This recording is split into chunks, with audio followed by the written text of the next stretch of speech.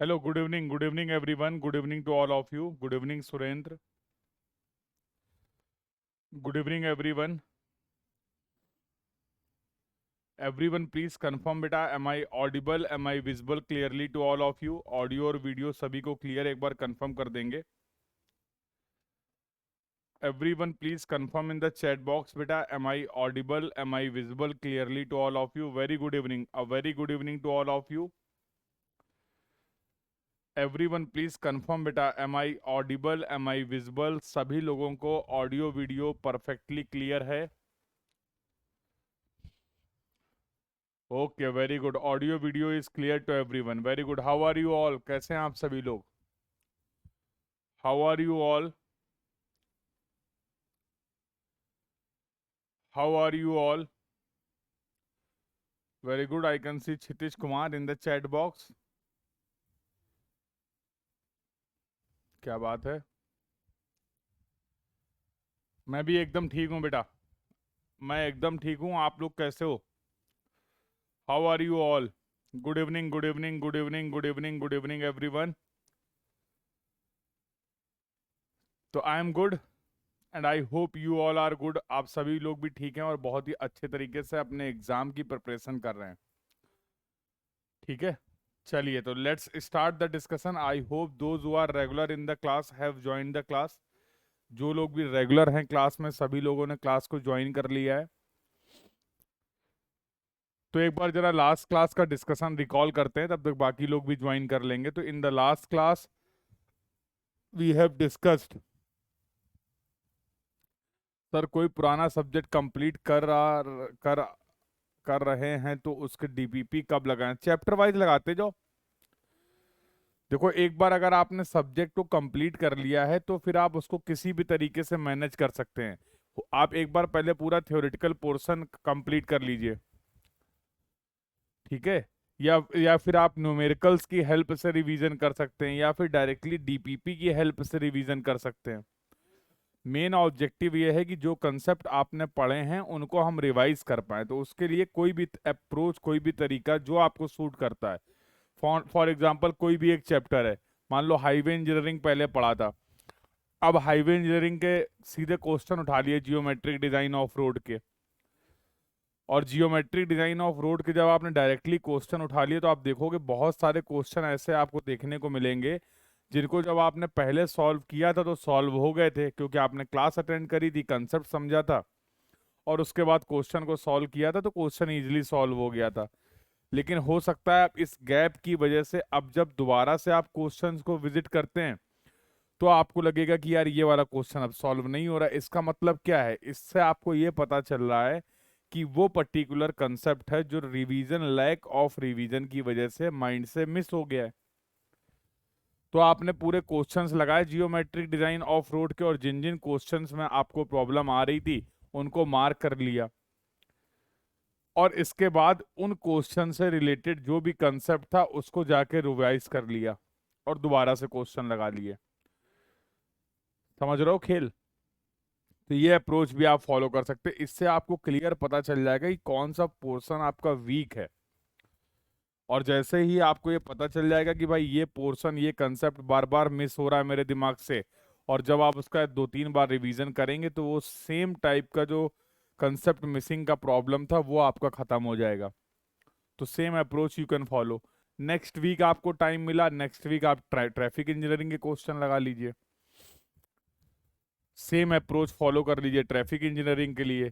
Next week same approach follow कर लीजिए. और कभी भी सिंगल सब्जेक्ट रिवाइज मत करिए, क्योंकि अब आपके पास मल्टीपल सब्जेक्ट हो चुके हैं. चलो इसका तरीका मैं आपको बता दूंगा अभी क्लास के स्टार्टिंग में ही, ठीक है. अभी क्लास के स्टार्टिंग में ही इसका तरीका बता दूंगा आपको कि रिवीजन की स्ट्रेटजी क्या होनी चाहिए, रिवीजन का अप्रोच क्या होना चाहिए. तो उससे आपको हेल्प मिल जाएगी एक प्रॉपर रिवीजन में. करेंगे बात एक बार जल्दी से, एक बार डिस्कशन, कल का डिस्कशन रिकॉल कर लेते हैं. तो कल जो लास्ट क्लास थी उसमें हम लोगों ने बातचीत करी थी स्केल की. स्केल क्या होता है, स्केल का रिप्रेजेंटेशन हम लोग कैसे करते हैं, what are the various ways to represent the scale. वहाँ पर हम लोगों ने रिप्रेजेंटेटिव फ्रैक्शन की एक इम्पॉर्टेंट पॉइंट देखा था. रिप्रेजेंटेटिव फ्रैक्शन का हम लोगों ने यूज भी देखा था, आरएफ का यूज देखा था कि जब कभी भी हमें स्केल्स को कंपेयर करना है या फिर हमें इक्विवेलेंट स्केल फाइंड आउट करना है, तो वहां पर हम लोग इस तरीके से क्या कर सकते हैं, आरएफ की हेल्प से ये इक्विवेलेंट या फिर आरएफ की हेल्प से हम किन्हीं भी दो स्केल को कंपेयर कर सकते हैं, which one is the large scale and which one is the small scale. Then we have discussed about the concept of the shrunk और एक्सटेंडेड स्केल। किसी भी वजह से अगर मेरा मैप, ओरिजिनल मैप श्रंक कर गया है या फिर एक्सटेंड कर गया है, तो अब हम उस श्रंक और एक्सटेंडेड मैप का रिवाइज स्केल कैसे फाइंड आउट करें, क्योंकि until and unless we are not knowing the revised scale, तो we will not able to perform the measurements with the help of the map। Map और scale अगर correct नहीं होंगे तो हम ग्राउंड के मेजरमेंट्स को परफॉर्म नहीं कर पा रहे थे। इसके लिए आपने श्रंक और एक्सटेंडेड मैप जो थे हमारे पास, उनके लिए श्रंक और एक्सटेंडेड स्केल को फाइंड आउट किया था। ये कहानी थी। आई होप यहाँ तक का डिस्कशन क्लियर है। एक क्वेश्चन मैंने कल आपको क्लास में प्रीवियस ईयर लगवा भी दिया था, और एक क्वेश्चन एरिया से रिलेटेड है जो मैंने आपसे बोला था कि आपको खुद से ट्राई करना है। अगर सिंगल डायमेंशन होगी तो श्रिंकेज फैक्टर टर्म यूज करेंगे, अगर एरिया होगा तो श्रिंकेज फैक्टर का स्क्वायर हो जाएगा, as there are two dimensions. और अगर वॉल्यूम की कहीं कोई बात हो रही होगी तो we have to consider the shrinkage factor cube to find out the correct volume, because there will be the three dimension. In the case of volume there will be the three dimension L, B and H। तो भैया कल यहाँ तक की बातचीत हुई थी। आज जैसे मैंने आपको बोला था कि एरर और करेक्शन का एक इम्पॉर्टेंट कंसेप्ट समझेंगे, और कुछ जो गलतियां हो रही हैं हमारे लीनियर मेजरमेंट में चेन और टेप की, उन एरर्स के बारे में समझेंगे, उनके लिए सुटेबल करेक्शंस अप्लाई करेंगे, और लास्ट में हम लोग बातचीत करेंगे limiting length of the offset की। तो एक वर्नियर स्केल वाला पॉइंट है, तो अभी इसमें एडेड नहीं है, तो वो मैं आपको कल करा दूंगा, ठीक है। छोटा सा टॉपिक है वर्नियर स्केल का, जैसा मैंने कल मेंशन किया था, तो अभी यहाँ पर एडेड नहीं है, तो कल मैं आपको उसको कंप्लीट करा दूंगा। हमें करेक्टरिस्टिक्स समझनी वर्नियर की, तो for that we will have the discussion. तो कल मैंने 3 टॉपिक बताए थे ना, तो अभी हम लोग इसको 2 टॉपिक करके डिस्कस करके कंप्लीट करने वाले हैं। नेक्स्ट क्लास में कंपास सर्वेइंग स्टार्ट करेंगे, और किसी भी क्लास के बीच में वो वर्नियर वाला पोर्शन कंप्लीट करा दूंगा, ठीक है। आज थोड़ा समय लेट हो गया, क्लास जस्ट अभी पहुंचा, तो थोड़ा सा मिस हो गया मेरे से। मैं आपको उसको कल की क्लास में कंप्लीट करा दूंगा, तो डोंट वरी फॉर दैट, ठीक है। तो स्टार्ट कर सकते हैं बातचीत। Can we start our discussion now? चलो, इसको स्टार्ट करने के पहले आज की क्लास में हम लोग अभी फिलहाल क्या क्या पढ़ने वाले हैं। एरर और करेक्शन का कंसेप्ट क्या होता है ये देखेंगे। एरर और करेक्शन का कंसेप्ट क्या होता है, टेप करेक्शंस के बारे में बात करेंगे, और limiting length of the offset के बारे में बातचीत करेंगे। हाउ इज द जोश भाई? Energy energy energy energy energy, कहाँ रह गए?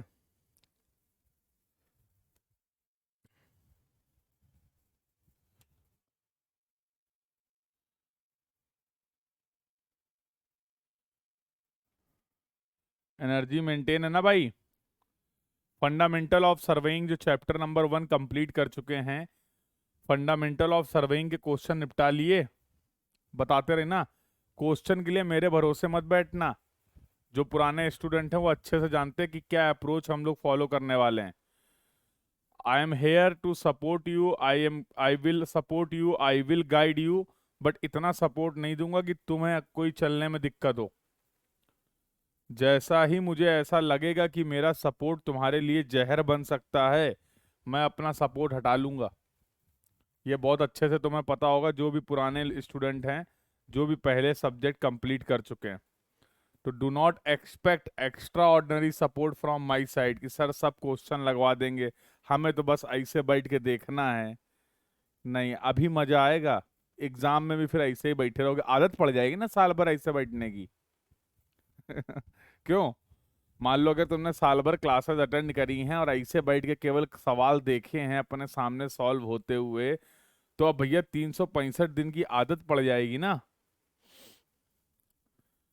तो जब एग्जाम में जाओगे तब भी वहां ऐसे बैठ जाओगे, तब काम तो नहीं चलेगा। तो हम नहीं चाहते हैं ऐसी आदत पड़े। ठीक है, तो बैठे पता लगा 3 घंटे ऐसे बैठे चले आए। खुद से करोगे, ट्राई करते हो तो ये हाथ पैर चलाने की आदत जब होगी, दिमाग चलाने की जब आदत होगी, ठीक है, आपके बाल सलमान खान ऐसा है क्या? देखें जरा। वैसे मेरा फेवरेट एक्टर शाहरुख खान है? नहीं यार, ऐसा तो नहीं है। बालों से आजकल हम थोड़ा सा अलगी जोन में चले गए, समझ में नहीं आ रहा बालों के साथ क्या हो गया। हाँ?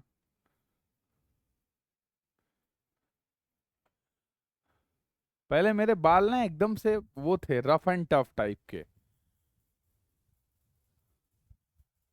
अब पता नहीं क्या हो गया अचानक से बिना कुछ करे। शैम्पू वैम्पू तो मैं लगाता नहीं हूँ, तो तुम्हें पता ही है। हाँ, ये सब तो अपने अपने बस का है नहीं दूर दूर तक। पता नहीं क्या अचानक से बड़े सिल्की बाल हो गए। ऐसा होता है क्या? मुझे समझ ही नहीं आ रहा ऐसा क्यों हो गया। I don't know. अचानक से, मतलब विद इन 1 और 2 मंथ आई कैन से। पता नहीं क्या हो गया, और कम भी हो गए हैं शायद इसीलिए। हाँ, बाल कम हो गए हैं क्या?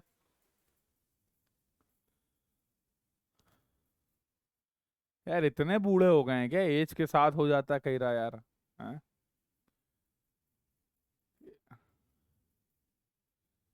टेंशन से हो जाते हैं? सही बताओ, सीरियस, अब सीरियसली सही बताना।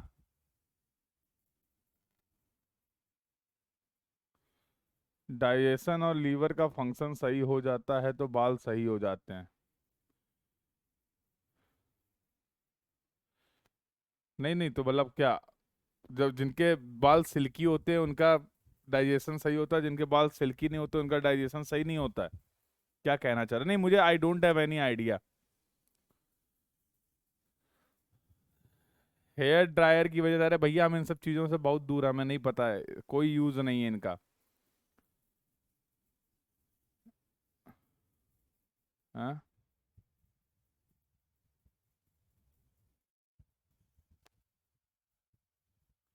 हाँ, तो ये कुछ हुआ, चलो कोई बात नहीं, बट ठीक है तो ठीक है, नहीं होंगे तो भी ठीक है, क्या दिक्कत है? इसमें इतनी क्या परेशानी है भाई, है कि नहीं? चलिए, तो अब मैं ये टॉपिक स्टार्ट करूंगा, लेकिन इसके पहले मैं चाहता हूं कि एक बार अभी आप जैसे रिवीजन के लिए, कल भी क्लास में कुछ लोग पूछ रहे थे। हाँ, क्वेश्चन बहुत कम है, क्वेश्चन बहुत कम है फर्स्ट चैप्टर में। जितने भी क्वेश्चन हैं, जितने भी क्वेश्चन हैं उनको कंप्लीट कर लो। ठीक है, चले फिर आगे बातचीत करें। तो एक रिवीजन स्ट्रेटजी है, पहले भी बता रखी है, हो सकता है किसी बैच में बताई हो, नहीं बताई तो फिर से एक बार आपको बता दे रहा हूँ। क्योंकि अब आपके मल्टीपल सब्जेक्ट हो चुके हैं, अब आपने मल्टीपल सब्जेक्ट के क्लासेस कंप्लीट कर ली है, तो अब रिवीजन करना एक कहीं ना कहीं एक डिफिकल्ट टास्क होता है। एक सब्जेक्ट को रिवाइज करते हैं तो दूसरा छूट जाता है, दूसरे सब्जेक्ट को रिवाइज करते हैं तो तीसरा सब्जेक्ट छूट जाता है। तो कहीं ना कहीं ये दिक्कत आती है कि हम एक साथ सारे सब्जेक्ट को रिवाइज नहीं कर पाते, और एग्जाम की रिक्वायरमेंट क्या है कि एक साथ सारे कंसेप्ट पूछे जाएंगे आपसे एग्जाम में। ऐसा होगा ना भाई, वहाँ अलग अलग तो होना नहीं कि आज इन 2 सब्जेक्ट का पेपर है, फिर ये अगले दिन इन 2 सब्जेक्ट का पेपर है। वहां पर 10 12 14 15 जितने भी सब्जेक्ट हैं आपके, वो सब एक साथ आ जाएंगे। हाँ, तो अब ये दिक्कत होती है, यस और नो, ये प्रॉब्लम आ जाती है कि रिवीजन कैसे करें कि सारे सब्जेक्ट पे कॉन्फिडेंस बूस्ट हो। कभी किसी एक पर्टिकुलर सब्जेक्ट को रिवाइज कर लिया तो उस पे तो कॉन्फिडेंस बूस्ट हो गया, बट इसके पहले जो सब्जेक्ट पढ़ा था वो भूल गए। ये एक कॉमन प्रॉब्लम फेस कर रहे होंगे आप सभी लोग। और ऐसा तब होता है जब हम लोग मल्टीपल सब्जेक्ट कंप्लीट कर लेते हैं। और जैसा आप लोगों ने बताया कि इस बैच में मल्टीपल सब्जेक्ट कंप्लीट हो गए हैं, इस बैच में मल्टीपल सब्जेक्ट कंप्लीट हो गए हैं, तो जिसकी वजह से हो सकता है कुछ प्रॉब्लम आ रही हो। चलिए देखिए इसका तरीका क्या है। मेरा सजेशन यहाँ पर क्या है कि आप अपने सब्जेक्ट को 3 कैटेगरी में डिवाइड कर लीजिए। ये एक्सरसाइज आपको करनी पड़ेगी, hardly it will take 5 to 10 minute, और आपके पास एक प्लान आ जाएगा, रिवीजन का प्लान आ जाएगा। देखिए, आपको इसमें कोई ऐसा नहीं कि मेरी एनालिसिस अलग होगी और आपकी एनालिसिस अलग होगी। ठीक है, दो सबकी इंडिविजुअल एनालिसिस आपको खुद से एनालाइज करना है। आप अपने सब्जेक्ट को 3 कैटेगरी में डिवाइड कर लीजिए, इजी, मॉडरेट और डिफिकल्ट। इजी, मॉडरेट और डिफिकल्ट। फॉर एग्जाम्पल अब तक आपने 8 सब्जेक्ट पढ़ लिए, let's say for example you have completed the 8 subjects. Technical subjects 8 आपने कंप्लीट कर लिए हैं। अब उन 8 सब्जेक्ट में आप जब ध्यान से उनको एनालाइज करेंगे तो कुछ सब्जेक्ट होंगे जिन पे आपका कॉन्फिडेंस बहुत अच्छा होगा। सबका अलग अलग होता था। फॉर एग्जांपल कोई बोल रहा है कि सर जियो टेक्निकल इजी लगता है मुझे, कोई बोल रहा है स्ट्रक्चर मुझे इजी लगता है, कोई बोल रहा सोम मुझे इजी लगता है, कोई बोल रहा मुझे सर्वेइंग इजी लगता है। इस तरीके से सबकी अपनी अपनी एक एनालिसिस होगी। ठीक है, इसीलिए मैं बोल रहा हूँ एक सबको खुद से अपने लिए परफॉर्म करना है। समझ पा रहे हो बात को? तो जो सब्जेक्ट भी आपको इजी लगते हैं, फॉर एग्जांपल आपने यहाँ पर रखा सब्जेक्ट 1 को, सब्जेक्ट 2 को, ऐसे ही आप देखिए कि किस based on your confidence, based on your learning, based on your practice, कुछ सब्जेक्ट होंगे जो आपको बहुत ज़्यादा ना टफ लगते होंगे और ना बहुत ज़्यादा इजी लगते होंगे। ओके ओके हैं। ठीक है, ठीक है, ओके ओके लगते होंगे। तो ऐसे फॉर एग्जांपल आपने यहाँ पे रखा सब्जेक्ट 3 को, सब्जेक्ट 4 को, और बाकी तुम्हारे सब्जेक्ट 5, 6, 7, 8। इस तरीके से सब्जेक्ट को आप क्लासीफाई कर लीजिए। इस तरीके से सब्जेक्ट को आप क्लासीफाई कर लीजिए। रिवीजन के लिए क्या अप्रोच होनी चाहिए, देखो मैं बताता हूँ। रिवीजन जब भी करें आप, एक तो रिवीजन हमें डेली बेसिस पे करना है। रिवीजन का एक टाइम फिक्स कर लो कि भाई नया भी पढ़ेंगे, जितना भी टाइम तुम्हारे पास है। ऐसा जरूरी नहीं कि तुम्हें 5 घंटे ही रिवाइज करना है, लेकिन रिवीजन हमें करना है पर डे। और तुम्हें पता है जो तरीके मैं बताता हूँ करके देखो, रिजल्ट जरूर मिलेगा, ये गारंटी है। जो तरीके, जो अप्रोच मैं आपको बता रहा हूँ उनको तुम केवल 15 दिन तक ईमानदारी से करके देखो। अगर 15 दिन तक उनको कर लेगा तो 16वें दिन से तुम्हें उसके रिजल्ट दिखने लगेंगे, ये this is for sure. But लेकिन ये इतने तरीके आसान नहीं होते हैं, तो मोस्टली लोग 15 दिन के पहले ही गिव अप कर देते हैं, ये भी मैं जानता हूँ। जो कर ले गया उसका भला हो जाएगा। तो अब पर डे रिवीजन करना। फॉर एग्जांपल पर डे मैंने रिवीजन के लिए 90 मिनट निकाले, इतना तो कर ही सकते हैं ना भाई। पूरे 24 घंटे में 1.5 घंटे तो रिवीजन के लिए निकाले जा सकते हैं कि नहीं? पहले ये बताओ, प्रैक्टिकल अप्रोच है या नहीं? प्रैक्टिकल अगर अप्रोच है तो फिर आगे बात करें। देखो थ्योरेटिकल बातें करने से कोई फायदा होगा नहीं, सुनने में तो अच्छी लगेंगी लेकिन रिजल्ट आएगा नहीं। प्रैक्टिकल अप्रोच है कि हम 90 मिनट पर डे रिवीजन के लिए डेडिकेटेड कर सकते हैं, दिन में, रात में, जब समय मिले। 30-30 मिनट के 3 स्लॉट में ऐसा कर सकते हैं कि नहीं कर सकते? आई थिंक कर सकते हैं। ठीक है, तो क्वेश्चन नहीं करना ना, किसने का क्वेश्चन करो, बता रहा हूं ना, सुनो तो बलजीत, सुनो तो। क्योंकि आपको नए सब्जेक्ट भी पढ़ने हैं, आपको नई क्लासेस भी करनी है, आपको डीपीपी भी लगाना है, आपको पीवाईक्यू भी करना है। ये सब करने के लिए, ठीक है, ये सब करने के लिए आपको टाइम चाहिए होगा, लेकिन आप क्या करिए, केवल 90 मिनट पर डे निकालिए रिवीजन के लिए, और 30-30 मिनट इनमें से 3-3 सब्जेक्ट को एक साथ रिवाइज करिए। कभी भी सिंगल सब्जेक्ट को अब रिवाइज मत करिए। सिंगल सिंगल सब्जेक्ट रिवाइज करते रहोगे, कभी भी आपको कॉन्फिडेंस नहीं आएगा। अब आपको क्या करना है, पर डे 3 सब्जेक्ट का रिवीजन करना है। आधे घंटे में 2 पेज रिवाइज कर पा रहे हो, 3 पेज रिवाइज कर पा रहे हो, इतना ही कर पाओगे, कोई प्रॉब्लम नहीं है। आधे 30 मिनट के टाइम पे अगर एक सब्जेक्ट को मैंने 30 मिनट रिवीजन के लिए दिया है, तो पर डे कितना ही टाइम दे पाऊंगा मैं? तो इस तरीके से इन सब्जेक्ट को क्लासीफाई कर लीजिए, और हर कैटेगरी का एक सब्जेक्ट रखिए, ताकि कहीं पे कम एफर्ट में काम चल जाए, कहीं पे ज्यादा एफर्ट रहेगा, तो बैलेंस रहेगा। इजी इजी अगर एक साथ रख दोगे तो बड़ा मजा आएगा रिवीजन करने में, लेकिन जब डिफिकल्ट डिफिकल्ट सब्जेक्ट पढ़ोगे तो बहुत जल्दी बोर हो जाओगे, फिर उसको गिव अप कर दोगे। तो बैलेंस रखना जरूरी है कि किसी सब्जेक्ट में थोड़ा दिमाग ज्यादा लगाना पड़ रहा है, तो किसी सब्जेक्ट में दिमाग हमें सेम टाइम पे कम भी लगाना पड़ रहा है, क्योंकि इजी सब्जेक्ट है। ऐसे करके आप देखेंगे, जब आप इस अप्रोच को फॉलो करेंगे, तो आप एक साथ मल्टीपल सब्जेक्ट को जब रिवाइज करेंगे तो आपको कॉन्फिडेंस आएगा कि yes I have completed the revision of 3 subjects. मान लो ऐसा करने में 1 महीना लग गया, 1 महीने में आपने 3 सब्जेक्ट रिवाइज किए, अगली बार बस उसके बाद। और रिवीजन मैंने बोला ना, कभी आपने कंसेप्ट नोट्स को रिवाइज कर लिया, कभी आपने रिवीजन क्वेश्चंस के थ्रू कर लिया, दोनों ही अप्रोच हैं। तो जरूरी थोड़ा है कि रोज रोज नोट्स से ही रिवाइज करेंगे। आज 30 मिनट में मैंने कुछ कंसेप्ट रिवाइज कर लिए, कल 15 दिन बाद जब 30 मिनट दिए तो वहां पर मैंने सवाल से रिवीजन कर लिया। ये अप्रोच फॉलो करनी है आपको। कहानी क्लियर है? तो मेरे को ऐसा लगता है, और जो मैंने फॉलो किया है, तो मुझे ऐसा लगता है कि बड़ी इफेक्टिव अप्रोच है। जरूरी नहीं कि आप एक सब्जेक्ट को 1 हफ्ते में ही रिवाइज करें, टाइम दीजिए, लेकिन अब आपका है कि मल्टीपल सब्जेक्ट को टैकल करना, मल्टीपल सब्जेक्ट को मैनेज करना अब आपको आना चाहिए। समझ रहे हो? समझ रहे हो? क्योंकि अब आप एक एक सब्जेक्ट पढ़ते जाओगे तो लास्ट वाला सब्जेक्ट जो आपने एग्जाम के 10 या 15 दिन पहले सब्जेक्ट पढ़ा होगा, या 2 सब्जेक्ट जो आपने पढ़े होंगे, वही आपको याद रहेंगे। बाकी आप पढ़ते रहेंगे, भूलते रहेंगे, बहुत नेचुरल सी बात है। अरे नया दिमाग में जाएगा तो पुराना हटेगा भी ना। ये हमसे अच्छा तो तुम ही जानते हो। पुरानी यादें कैसे खत्म होती हैं? जब नए कहानियां होती हैं। क्यों भाई? नई नई कहानियां जब होती रहती हैं तो पुरानी यादें मिटती रहती है ना। ये तो जानते ही हो तुम लोग। अब सबको समझ में आ जाएगा।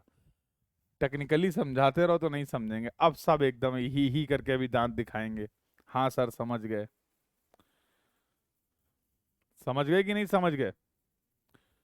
तो ऐसे ही जब आप नए नए सब्जेक्ट पढ़ते रहते हैं, नए नए सब्जेक्ट पढ़ते रहते हैं, तो कहीं ना कहीं पुराने सब्जेक्ट क्या होते हैं। सर डायरेक्टली बोल दो, डायरेक्टली तो बोल रहे हैं, और क्या बोल रहे हैं। बिल्कुल, ये कोई भी फॉलो कर सकता है। ठीक है, एक बार नई कहानियों कहानियों को मौका दो, सब पुराना निकल जाएगा। हाँ दिव्यांश, एक बार नई कहानियों को मौका दो, नई कहानियों को जाने दो दिमाग में, पुराना सब खत्म हो जाएगा। हो कहाँ पे तुम अभी? हैं? चले आगे। तो this approach you can follow, I hope ये आपके लिए हेल्पफुल रहेगी। तो एक बार इसको फॉलो कर लीजिए। ठीक है, चलें। चलें आगे बातचीत करें। तो चलिए अब डिस्कशन स्टार्ट करते हैं। देखो अगला टॉपिक जो हम लोग पढ़ने जा रहे हैं, बहुत ही प्यारा सा टॉपिक है। ये 2 टर्म है जो मैं एक्सप्लेन कर रहा हूं। ये 2 टर्म है जो कि एक्सप्लेन कर रहे हैं। Although we are explaining this term, अभी जो ये टर्म हम लोग डिस्कस कर रहे हैं वो लीनियर मेजरमेंट चेन या टेप सर्वे के चैप्टर में पढ़ रहे हैं। ठीक है, लीनियर मेजरमेंट चेन या फिर टेप सर्वे के चैप्टर में इसका डिस्कशन कर रहे हैं। बट किसी भी तरीके का कोई भी मेजरमेंट हो, it may B measurement of the horizontal distance, it may B measurement of the vertical distance, it may be the measurement of the any inclined distance, it may be the measurement of the horizontal angle, it may be the measurement of the vertical angle, और it may be the measurement of the any angle। Ultimately हमें दो ही चीजें major करनी है, distance और angle. ये हमने बता दिया था आपको स्टार्टिंग में ही। पूरा सिलेबस तुम्हारा इन्हीं मेजरमेंट से डील करने वाला है।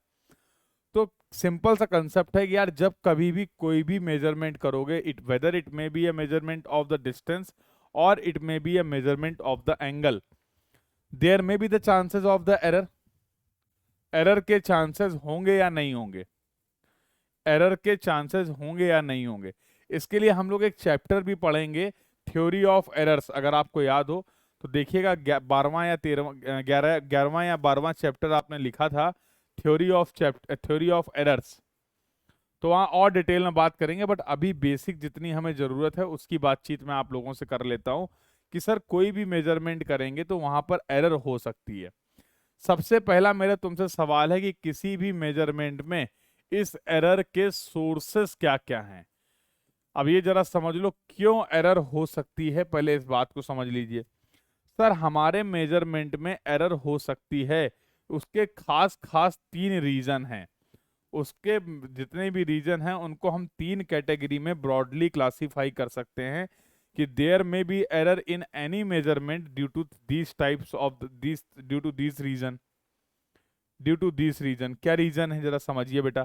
पहला रीजन है due to the personal reason, due to the personal reason. अब मुझे दिखाई कम पड़ता है। अब मैं कोई टेप में रीडिंग देख रहा था, वो आ रहा था 30.5, मैंने देख लिया 30.6 या 30.5 मुझे दिख रहा है 8 जैसा, तो मैंने नोट कर लिया 30.8। गलत हो गया ना मेजरमेंट? यस और नो? दो सर्वेयर गए थे सर्वे करने, और एक सर्वेयर थोड़ा दूर खड़ा हुआ, तो उसने पूछा हाँ भाई कितनी रीडिंग आ रही है? उसने कहा 28.8। तुमने लिख लिया 28.7, 28.1, कुछ भी लिख लिया। हियरिंग प्रॉब्लम की वजह से आपने गलत रीडिंग नोट कर ली। तो these are the personal reason. मन नहीं था सर्वे करने का, मन नहीं था सर्वे करने का, सर ने जबरदस्ती भेज दिया कि जाओ भाई मेजरमेंट करके आओ। किसी ने जबरदस्ती भेज दिया, इंटरेस्ट है नहीं, मूड है नहीं, तो चांसेस ऑफ एरर होंगे कि नहीं होंगे? मन ही नहीं लग रहा है, पूरी इफिशियंसी के साथ, पूरे डेडिकेशन के साथ मेजरमेंट ही नहीं कर रहे हैं, तो गलतियां होंगी कि नहीं होंगी? तो ऐसी एरर को आप बोलते हैं these are the human error और द पर्सनल एरर। हमारे मेजरमेंट में गलतियां हो सकती हैं, कई बार गलतियां होती हैं फॉल्टी इंस्ट्रूमेंट की वजह से। जो भी इंस्ट्रूमेंट आप यूज कर रहे हैं मेजरमेंट के लिए, वो इंस्ट्रूमेंट अगर फॉल्टी है, तो जाहिर सी बात है गलत इंस्ट्रूमेंट की हेल्प से सही मेजरमेंट तो नहीं परफॉर्म कर सकते हैं ना। गलत इंस्ट्रूमेंट, कोई भी इंस्ट्रूमेंट में अगर फॉल्टी इंस्ट्रूमेंट हम लोग यूज करेंगे मेजरमेंट के लिए, तो obviously there will be error in the measurement. हमारे मेजरमेंट में एरर होगी, हाँ या ना, बस ये बता दो। तो ऐसी एरर जो हमारे सर्वे वर्क में इंट्रोड्यूस हो रही हैं, इनको हम लोग बोलते हैं इंस्ट्रूमेंटल एरर। और तीसरी एरर जो होती है, जिसमें ना किसी पर्सनल इंडिविजुअल की गलती है, ना ही इंस्ट्रूमेंट की गलती है, अब वो होती है due to the natural sources of error. तो इनको नेचुरल रीजंस की वजह से, जैसे टेप की हेल्प से मेजरमेंट करने गए थे, दो पॉइंट के बीच में टेप रखा, बहुत तेज हवा चल रही है, वहां पर ग्रेविटी का इफेक्ट है, सैगिंग हो रही है टेप में। अब भाई अगर किन्हीं भी दो पॉइंट के बीच में आप टेप को यूज करते हैं, कोई तार वार है यहाँ पे, चलो यही देख लो, किन्हीं भी दो पॉइंट के बीच में अगर आप टेप को यूज करेंगे, अब क्योंकि ये एक मटेरियल है, तुम कितनी भी कोशिश कर लो आप इसको परफेक्टली स्ट्रेट नहीं रख सकते। इस मटेरियल का सेल्फ वेट की वजह से इसमें कुछ ना कुछ सैगिंग होगी, कुछ ना कुछ होगी। दिखाने के लिए दिखा रहा हूं, इतना इतनी नहीं होगी, दिख रहा है ना ये wire, but there may be some effect of the sagging. अब ये सैगिंग क्यों हो रही, आप थोड़ा कर रहे हो, ये सैगिंग सैगिंग की वजह से जो हम गलत रीडिंग ले रहे हैं, गलत मेजरमेंट कर रहे हैं, इसके लिए आप रिस्पॉन्सिबल नहीं है। This is the phenomena that is occurring due to the natural cause, जो ग्रेविटी की वजह से ये चीज हमें देखने को मिल रही है। ठीक है, अभी हम लोग कंपास सर्वे में बातचीत करेंगे लोकल अट्रैक्शन की, देखेंगे ये सब टर्म। अभी इनको इसलिए नहीं यूज कर रहा हूँ क्योंकि अभी इन सभी टर्म्स के साथ आप फैमिलियर नहीं हैं, तो मैं अभी उन्हीं टर्म्स की हेल्प से इन कंसेप्ट्स को एक्सप्लेन कर रहा हूँ जिन टर्म्स के साथ आप फैमिलियर हैं, या जिन टर्म्स को आप पढ़ चुके हैं। कहानी क्लियर है भाई? तो बेसिकली ये तीन रीजन हो सकते हैं, और इन रीजन्स को हमने तीन तरीके से क्लासिफाई कर दिया। There may be the personal error in the measurement, there may be the instrumental error in the measurement, और there may be the natural error in the measurement. Sir देखिए, एरर जानते तो हैं, एरर जानते तो हैं, लेकिन सर ना बस फील फील है एरर। टेक्निकली कैसे डिफाइन करें एरर, ये समझ में नहीं आ रहा। कितने लोग को ऐसा लग रहा है कि सर हाँ एरर सुन के क्या होता है एरर, ये तो समझ में आ रहा है, लेकिन अगर कोई मुझसे पूछ ले डिफाइन एरर, तो शायद मेरे बस का नहीं है, मुझे दिक्कत हो जाएगी। तो उतना अच्छे से शायद मैं कन्विंसिंग एक्सप्लेन नहीं कर पाऊंगा कि एरर को डिफाइन कैसे करते हैं। ऐसा फील हो रहा है दिल से, जो फील हुआ करे बताया यार, लाइफ पूरी फीलिंग का ही तो खेल है, बताते नहीं हो। अब तुम्हें क्या फील हो रहा है ये भी मैं फील करूं? हाँ, तुम्हें कब क्या फील हो रहा होगा ये भी मैं फील करके बताऊं? खुद से बता दिया करो। हाँ, जब पूछता हूं ऐसा फील हो रहा तब चिल्ला, तब बताएंगे हाँ हाँ सर, हाँ हमें भी लग रहा, मी मी मी। क्यों ऐसा लग रहा है ना कि सर हाँ एरर का ऐसे फीलिंग, एज कुछ ना कुछ सेंस तो आ रहा है, बट टेक्निकली बहुत अच्छे से एरर को कैसे डिफाइन करेंगे समझ में नहीं आ रहा है। तो बोलो यार हम किस लिए हैं, आओ देखो, आओ तुम्हें पूरा फील देते हैं। तो देखो अब इस टर्म की बात कर लेते हैं जो कि एरर, एक्चुअली मैं अब यहाँ से कई चीजें एक्सप्लेन करूंगा, कई टर्म देखने को मिलेंगे। एरर होगा, करेक्शन होगा, ट्रू वैल्यू होगा, मेजर्ड वैल्यू होगा। अब ये सब टर्म क्या होते हैं समझो। फिर से मैं बता रहा हूँ, ये जो चीजें अभी हम लोग पढ़ रहे हैं, these things are not only valid for the linear measurement only. ये डिस्कशन केवल और केवल लीनियर मेजरमेंट के लिए ही वैलिड नहीं है, रिस्ट्रिक्टेड नहीं है।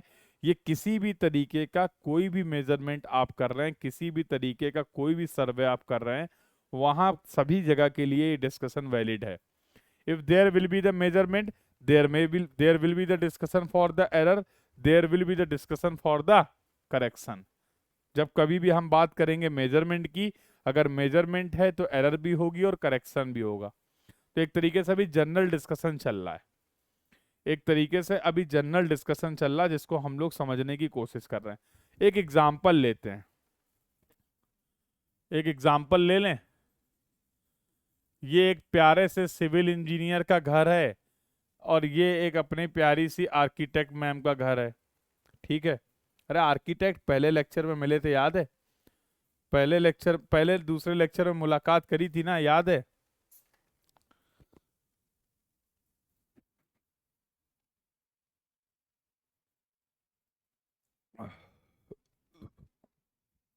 याद आए? हाँ। तो ये अपना प्यारे से सिविल इंजीनियर का घर है, ये आपके आर्किटेक्ट मैम का घर है। हो सकते घर तो होंगे ही सबके ना, हाँ, ठीक है। अब ये दोनों लोग हैं, घर हैं, इसका मतलब मैं बोलूं कि ये दोनों फिक्स पॉइंट हैं, ये दोनों ए और बी फिक्स पॉइंट है, कैपिटल से रिप्रेजेंट किए हैं, इसका मतलब ये ग्राउंड के पॉइंट हैं। मतलब इनकी पोजीशन फिक्स है, ऐसा तो है नहीं कि ये ए पॉइंट बी के करीब पहुंच जाएगा या बी पॉइंट ए के करीब पहुंचेगा, ऐसा तो नहीं होगा। ए और B are the fix point, A और B are the fix point, they are not movable point. अच्छा, मतलब इन दोनों पॉइंट के बीच की जो भी हॉरिजेंटल डिस्टेंस होगी, और मान लेते हैं कि दोनों के दोनों पॉइंट अर्थ सरफेस में हैं, मान लेते हैं दोनों के दोनों पॉइंट जो हैं वो अर्थ सरफेस में हैं, तो इन दोनों पॉइंट के बीच की जो डिस्टेंस होगी, होगी है नहीं, जो होनी चाहिए होगी, क्या मैं उसको बोल सकता हूं that will be the true value. एक कोई डिस्टेंस, अब ये true value will never change, ये हमेशा तो फिक्स वैल्यू रहेगी ना, क्योंकि भैया ए पॉइंट फिक्स है, बी पॉइंट फिक्स है, तो इनके बीच की डिस्टेंस भी तो फिक्स रहेगी। या तुम्हें और आसानी के लिए, सहूलियत के लिए इसको बोलते हैं करेक्ट वैल्यू, कि इन दोनों पॉइंट के बीच की जो डिस्टेंस है उसकी करेक्ट वैल्यू, एग्जैक्ट वैल्यू जो होगी, जो जो टर्म तुम्हें समझ में आ रहा है सब लिख लो। करेक्ट वैल्यू बोल दो, एग्जैक्ट वैल्यू बोल दो, उसको क्या हम बोल सकते हैं? True value of the measurement. क्या हम उसको बोल सकते हैं true value of the measurement? That should be the ideal value.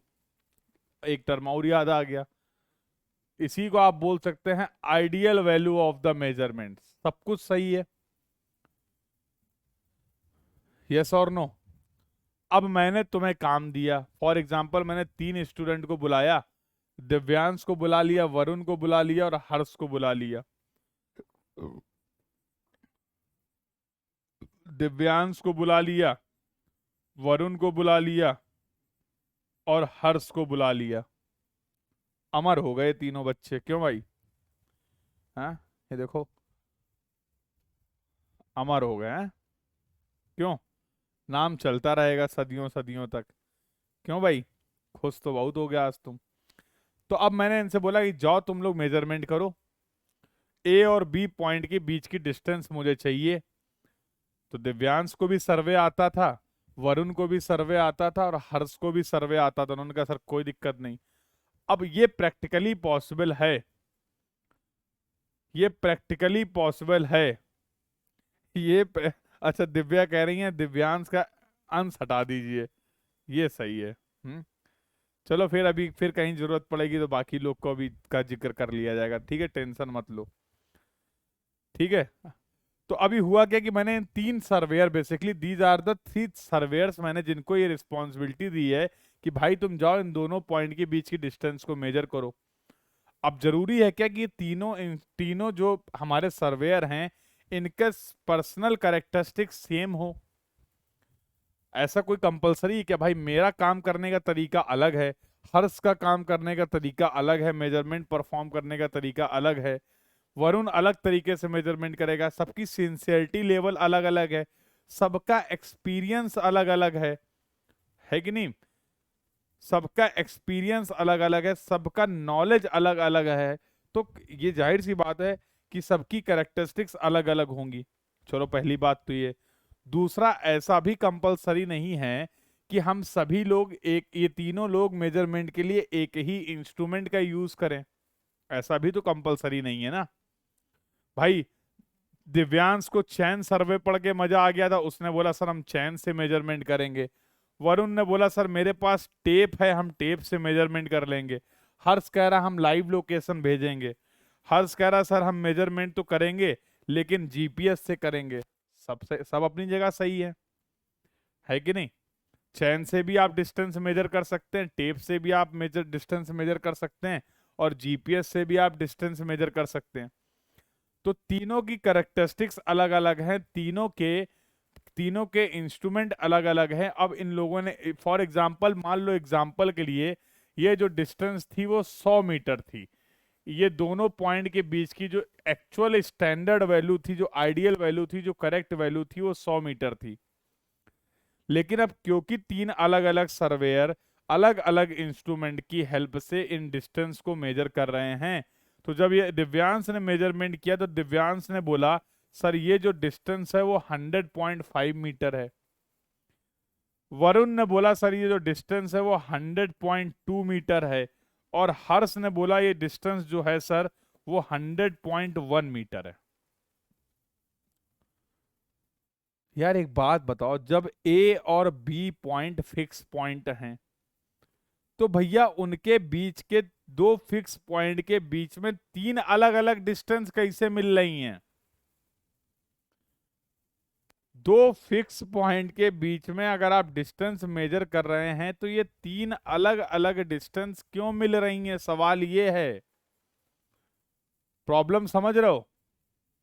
जाहिर सी बात है। तो तुम्हें नहीं लगता इन तीनों वैल्यू के लिए हम एक टर्म यूज कर सकते हैं, these are the measured value? These are the measured value, yes और no? True value will be same for all the 3 surveyor. Divyansh के लिए, हर्ष के लिए, वरुण के लिए 2 पॉइंट के बीच के ट्रू वैल्यू जो होगी वो चेंज नहीं होगी। But due to the individual characteristics of the surveyor, due to the different instrument we have used for the measurement, we can get the different measured value of the measurement. Yes or no? Measured value may have different values. आओ, खेल खत्म हो गया है, खेल खत्म हो गया है। अब अगर मुझे डिफाइन करना है कि एरर क्या होता है, तो एरर होता है measured value minus true value. This is the way to define the error. अब मैं तुमसे पूछता हूं कि दिव्यांश ने इस मेजरमेंट में कितनी एरर करी है? तो एरर मेजर्ड वैल्यू है दिव्यांश की, देख लो 100.5, ट्रू वैल्यू है 100, तो प्लस 0.5 मीटर की गलती करी है। मानते हो कि नहीं? जल्दी बोलो हाँ या ना। अगला स्टूडेंट हमारा था वरुण। वरुण ने इस मेजरमेंट में कितनी गलती करी है? चलो इसको एग्जाम्पल ही तो है, इसको चेंज कर लेते हैं, तो एक पॉइंट और अपना एक्सप्लेन कर लेंगे हम लोग। तो मान लो ये वैल्यू थी 99.5 मीटर। वरुण ने जो मेजर्ड वैल्यू बताई थी वो 99.5 थी। तो आपने बोला सर इनकी एरर जो है वो है 99.5 minus 100 will be equal to minus 0.5 metre. और हर्ष ने जो मेजरमेंट किया है सर, उसके लिए वैल्यू हो जाएगी 100.2। 2 था कि 1 था? 100.1 था। अबे कहाँ जा रहे हो तुम? 100.1 minus 100 will be equal to plus 0.1 metre. सबसे पहली बात तो तुम्हें ये समझनी है, एरर में बी पॉजिटिव, एरर में बी निगेटिव। किसी भी मेजरमेंट में एरर जो हो सकती है वो पॉजिटिव एरर भी हो सकती है, एरर जो है वो निगेटिव भी हो सकती है। दिख रहा है कि नहीं? याद करने के लिए नहीं बोल रहा हूं कि ये ऐसा होता है, तुम्हारे सामने सब होता जा रहा, उसके बाद कंक्लूड कर रहे हैं। एरर में भी पॉजिटिव, एरर में भी निगेटिव। पॉजिटिव एरर कब होगा भाई? जो लाइन जितने मीटर की थी उससे ज्यादा वैल्यू अगर आप रिपोर्ट करेंगे तो पॉजिटिव एरर होगी। एक 100 मीटर की लाइन को आप बोल लो कि सर वो 101 मीटर की लाइन है, इसका मतलब आप एक्चुअल से ज्यादा मेजरमेंट आप बता रहे हैं, तो आप पॉजिटिव एरर कर रहे हैं ना। तो एरर में भी, एरर, जब कभी भी एरर और करेक्शन की बात होती है तो हमें दो चीजों के बारे में पता होना चाहिए, एक तो उनका मैग्नीट्यूड और दूसरा उनका नेचर। अगर हमें केवल मैग्नीट्यूड पता है तो काम नहीं चलेगा, अगर हमें केवल नेचर पता है तो भी काम नहीं चलेगा। अभी समझ में आ जाएगा आपको ऐसा मैं क्यों बोल रहा हूं। अब अगर मैं बोलूं कि भाई इनका जो दिव्यांश का मेजरमेंट है, इसमें करेक्शन को अप्लाई करो और करेक्ट वैल्यू बताओ, तो समझ लेते करेक्शन क्या होता है। तो अगर एरर होता है measured value minus true value, तो ऐसे करेक्शन को भी डिफाइन कर सकते हैं, true value minus measured value. Correction can be defined as the true value minus measured value. Divyansh के मेजरमेंट के लिए कितना करेक्शन रिक्वायर्ड होगा, ये दोनों वैल्यू अगर आपको पता है तो आप बोलोगे सर इनके लिए करेक्शन आएगा माइनस 0.5 मीटर, इनके लिए करेक्शन आएगा प्लस 0.5 मीटर, और इनके लिए करेक्शन आएगा minus 0.1 metre. Do you agree, yes और नो? सभी लोग यहां तक कनेक्टेड हैं? सभी लोग यहां तक साथ साथ चल रहे हैं?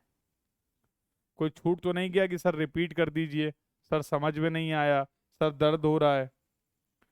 कोई ऐसा छूट तो नहीं गया भाई? सब लोग साथ में है ना? अभी सब लोग साथ में है ना?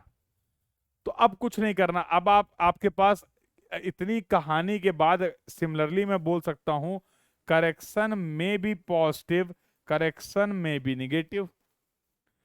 करेक्शन पॉजिटिव भी हो सकता है और करेक्शन निगेटिव भी हो सकता है।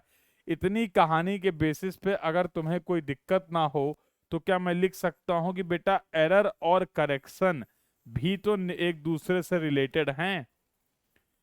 मैग्नीट्यूड वाइज एरर और करेक्शन का नेचर, जो मैग्नीट्यूड वाइज जो वैल्यू होगा एरर और करेक्शन का वो सेम होगा, but nature will be opposite.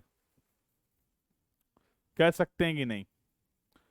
The magnitude of the error and correction will same, only the nature will be opposite. If the error is positive, we need to apply the negative correction. If error is negative, we need to apply the positive correction.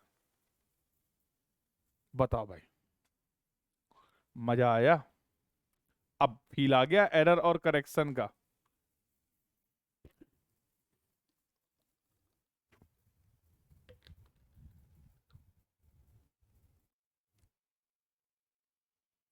Varun कह रहे हैं sir magnitude से कैसे relate कर रहे हैं भैया? ये ही तो मैग्नीट्यूड है, पीले कलर से देखो। ये मैग्नीट्यूड दोनों सेम है कि नहीं है देखो, अब तो वैल्यू है तुम्हारे सामने। अरे वरुण समझोगे तब तो समझ में आएगा मेरे लाल।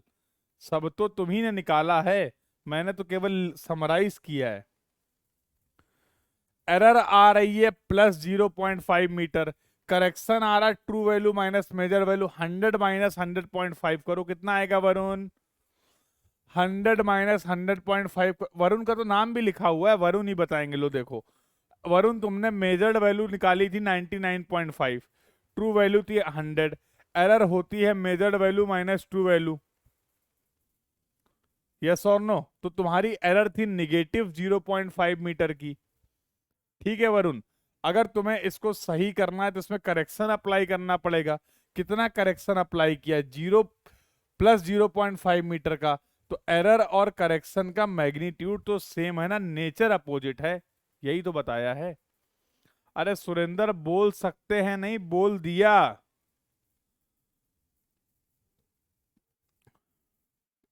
अभी भी बोल सकते हैं, बोल दिया भैया, लिख दिया। Magnitude will be same, nature will be. अरे भैया कॉमन सेंस की बात है, अगर मैंने एक 100 मीटर की लाइन को गलती से 101 मीटर मेजर कर लिया है, सुनो ध्यान से, अगर एक 100 मीटर की लाइन को मैंने किसी भी वजह से human error, instrumental error, natural error, किसी भी रीजन की वजह से एक 100 मीटर की लाइन को 101 मीटर मेजर कर लिया है, तो भैया मैंने, अब एक जो मैं पूछता जा रहा हूं बस वो बताते जाना चैट बॉक्स में, फिर से मैं रिपीट कर दे रहा हूं। अगर मैंने एक 100 मीटर की लाइन को किसी भी वजह से 101 मीटर मेजर कर लिया है, मैंने जो इस मेजरमेंट में एरर करी है बस वो बता दो कितनी है, पॉजिटिव है कि निगेटिव है, और उसका मैग्नीट्यूड क्या है। अगर मैं एक 100 मीटर की लाइन को 101 मीटर मेजर कर रहा हूं, तो इस मेजरमेंट में मैंने कितनी एरर करी है, उस एरर का मुझे मैग्नीट्यूड और नेचर दोनों बातें बता दो। एरर कैसे डिफाइन करते हैं आपको दिख रहा है, +1 मीटर की गलती करी है ना, +1 मीटर की गलती करी है ना। अब अगर मुझे उस गलती को सुधारना है तो करेक्शन लगाना पड़ेगा। जीवन में अगर किसी गलती को, कोई गलती करने लगे हो आप, या गलती कोई आपने कर दी है, उसको सही करने के लिए करेक्शन अप्लाई करना पड़ेगा ना। तो अब 101 मीटर का जो हमारा मेजरमेंट था उसमें कुछ करेक्शन लगा के इसको सही करें। तो अगर 101 मीटर में हम -1 मीटर कर दें तो 100 मीटर हमें करेक्ट वैल्यू मिल जाएगी कि नहीं मिल जाएगी? अब बताओ, अब बताओ। अगेन आई एम रिपीटिंग, ये जितनी भी बातें अभी तक आपने पढ़ी हैं, इतनी डिटेल से मैंने आपको ये बातें इसलिए समझाई हैं कि केवल ये चैन सर्वे और टेप सर्वे के लिए बात नहीं हो रही है। भैया कल को आप ये थीटा एंगल भी तो मेजर कर सकते हैं, कल को ये मेजरमेंट आप वर्टिकल डिस्टेंस का भी तो कर सकते हैं, कल को ये मेजरमेंट आप हॉरिजॉन्टल एंगल का कर सकते हैं, कल को ये मेजरमेंट आप वर्टिकल एंगल का कर सकते हैं। कोई भी मेजरमेंट होगा वहां पर बात होगी एरर की, वहां पर बात होगी करेक्शन की, और हमें एरर और करेक्शन का बेसिक कंसेप्ट समझ में आ गया है। कहानी क्लियर है? चैट बॉक्स लाल हो जाए। If the discussion till now is clear to everyone, chat box को लाल कर दिया जाए।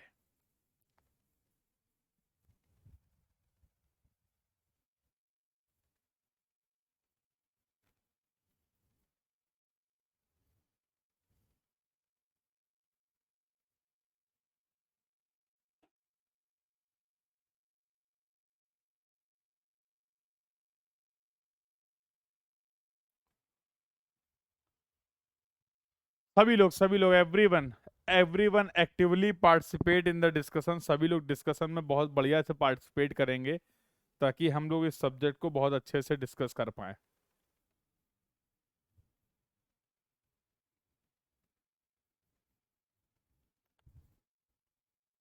स्ट्रेंथ कम है क्या इस बैच में?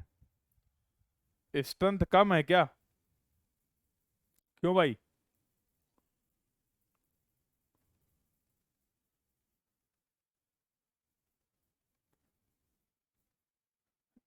स्ट्रेंथ कम है क्या?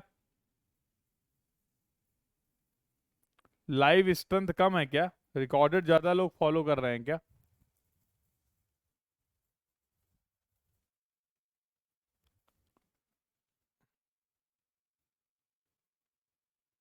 अच्छा, चलिए कोई बात नहीं। जितने भी लोग हैं वो सभी लोगों को कंफर्म कर देंगे, डिस्कशन क्लियर है। आई डोंट नो, हमारे पास ऐसा कोई नंबर नहीं रहता है, वो आपके रिस्पॉन्स से ही ऐसे गेस कर लेते हैं हम लोग बस, हैं? चलें आगे, आओ। अब आते हैं मेन डिस्कशन पे कि सर जो हम मेजरमेंट कर रहे थे हॉरिजॉन्टल डिस्टेंस का टेप की हेल्प से, उसमें कहाँ कहाँ पर क्या गलती हो सकती है, और अगर कोई एरर हो रही है हमारे मेजरमेंट में तो हम करेक्ट वैल्यू कैसे फाइंड आउट कर सकते हैं, ट्रू वैल्यू कैसे फाइंड आउट कर सकते हैं, उनके लिए कैसे करेक्शन अप्लाई कर सकते हैं, अब ये डिस्कशन कर लेते हैं। कर लिया जाए। चलो भाई, तो now first we have completed the discussion for the first topic in detail कि ये एरर और करेक्शन का गेम क्या होता है, इसके बारे में हम लोगों ने डिटेल में बातचीत कर ली है। अब आते हैं टेप करेक्शन में, जो हमने मेजरमेंट किए थे। देखो यहाँ पर कुछ करेक्शन, बहुत सारे करेक्शंस हैं, कुछ करेक्शंस मेन और इम्पॉर्टेंट करेक्शंस हम लोग डिस्कस करने जा रहे हैं। और भैया फिर से बोल रहा हूँ, ये टॉपिक जो है ये इम्पॉर्टेंट है। यहाँ से आपके गेट के एग्जाम में भी न्यूमेरिकल प्रॉब्लम आपको देखने को मिलता है। मतलब यहाँ से आपको 1 नंबर का भी प्रॉब्लम देखने को मिल सकता है एग्जाम में, और 2 नंबर का प्रॉब्लम भी देखने को मिल सकता है। सवाल आते रहते हैं बहुत ही फ्रिक्वेंटली, बहुत ही फ्रिक्वेंटली। तो अब जरा ध्यान से समझेंगे एक एक करके एक बात को, सभी बातों को। ठीक है, आइए देखिए। पहला जो एरर हो सकता है हमारे के मेजरमेंट में, वो ड्यू टू द स्टैंडर्डाइजेशन। देखो कभी जल्दबाजी मत करना। यहाँ पर एक सबसे सिली मिस्टेक जो होती है कि सवाल में पूछा जा रहा है एरर के बारे में, हम बात कर रहे हैं करेक्शन के बारे में। सरार सवाल में पूछा जा रहा है करेक्शन के बारे में, सवाल में बातचीत की जा रही करेक्शन के बारे में, हम आंसर दे रहे हैं एरर के बारे में। तो ये गलती नहीं करनी है। इसलिए सवाल में क्या पूछा जा रहा है, बात एरर की हो रही है, बात करेक्शन की हो रही है, ये समझना बहुत जरूरी है। अदरवाइज आपको आंसर देना होगा कि एरर हमेशा पॉजिटिव होती है, आप बोल दोगे करेक्शन हमेशा पॉजिटिव होता है, नंबर मिल जाएंगे 0। क्या पूछा जा रहा है वही बताना है।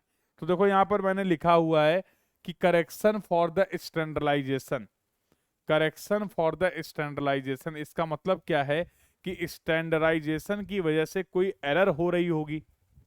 यस और नो? स्टैंडर्डाइजेशन की वजह से कोई एरर हो रही होगी, उसी के लिए तो करेक्शन अप्लाई करेंगे। तो ऑल्दो यहाँ पर मैंने लिखे हुए हैं सब करेक्शन, बट इन सब की वजह से एरर हो रही होगी, तभी तो करेक्शन अप्लाई करेंगे। तो जो नहीं दिख रहा है वो भी मैं आपको बता रहा हूं। तो मैं बोल सकता हूं what will be the error due to the standardisation, what will be the error due to the standardization. If there will be any error due to the standardization, we need to apply the correction for the standardization. तो tape सर्वे में कौन कौन से corrections required होते हैं? अगर आपने कोई लीनियर डिस्टेंस का मेजरमेंट किया है तो एक तो हो गया स्टैंडर्डाइजेशन, दूसरा हो गया स्लोप, तीसरा हो गया टेम्परेचर, और चौथा हो गया पुल, और पांचवा हो गया सैग। ये 5 करेक्शन हैं जो हम लोग इस क्लास में यहाँ पर डिस्कस करने वाले हैं। हम इन रीजंस की बात कर लेते हैं। स्टैंडर्डाइजेशन, स्लोप, पुल, टेम्परेचर, सैग, इनकी वजह से होने वाली एरर और उसके लिए क्या रिक्वायर्ड है करेक्शन, इन दोनों के लिए हम बात कर लेंगे। अब खुश हो? What will be the nature of the error due to the standardization? What will be the nature of the correction due to the standardization? ये दो अलग अलग बातें हैं। एरर और करेक्शन को मिक्स मत कर देना भाई। इसलिए कई बार ये बात को रिपीट कर रहा हूं कि एरर का नेचर अलग होगा, करेक्शन का नेचर अलग होगा। तो हर रीजन की वजह से, पुल की वजह से, टेम्परेचर की वजह से, स्लोप की वजह से, सैग की वजह से कैसी एरर हो रही है और कितनी एरर हो रही है, ये बात हम लोग करेंगे। उस एरर के लिए कितना करेक्शन अप्लाई करना है और किस नेचर का करेक्शन अप्लाई करना है, ये बात भी हम लोग करेंगे। आज्ञा दीजिए तो बातचीत स्टार्ट करें। आज्ञा दीजिए तो फिर ये बातचीत स्टार्ट की जाए। यहां तक का डिस्कशन अगर क्लियर हो तो सभी लोग एक बार कंफर्म करिए, तो फिर आगे का डिस्कशन स्टार्ट किया जाए। कुछ है नहीं, सिंपल सा टॉपिक है, ऐसे घबराने की जरूरत नहीं है। चलिए देखिए, तो अब ये पहला पॉइंट समझ लेते हैं कि सर ये स्टैंडर्डाइजेशन की वजह से एरर की बात कर लेते। चलो, एरर ड्यू टू स्टैंडर्डाइजेशन ये है क्या? ये एरर ड्यू टू स्टैंडर्डाइजेशन का गेम क्या है, जरा ये समझो। यार देखो, जब तुम टेप से मेजरमेंट कर रहे हो टेप से तुम मेजरमेंट कर रहे हो। अब तुम तो भोले से नादान से बच्चे हो, तुम गए किसी भी शॉप में और तुमने बोला भैया एक मेजरिंग टेप दे दीजिए, तुमने बोला एक मेजरिंग टेप दे दीजिए, उन्होंने कहा ठीक है। इंपॉर्टेंट के आगे क्या लिखे हैं? अरे यहां से सवाल बनते हैं, न्यूमेरिकल प्रॉब्लम बनते हैं, 1 नंबर के भी 2 नंबर के भी। ठीक है, इनके अलग ही लेवल के डाउट चल रहे हैं। एक स्लाइड पीछे क्यों हो, साथ आ जाओ। हैं, पीछे पीछे चलने की आदत है, थोड़ा साथ साथ चल लो। तो आप किसी भी शॉप में गए और आपने बोला भैया 30 मीटर का फॉर एग्जाम्पल मेजरिंग टेप दे दीजिए, तो आपके दिमाग में उन्होंने एक टेप उठाया कि ये लो भाई साहब।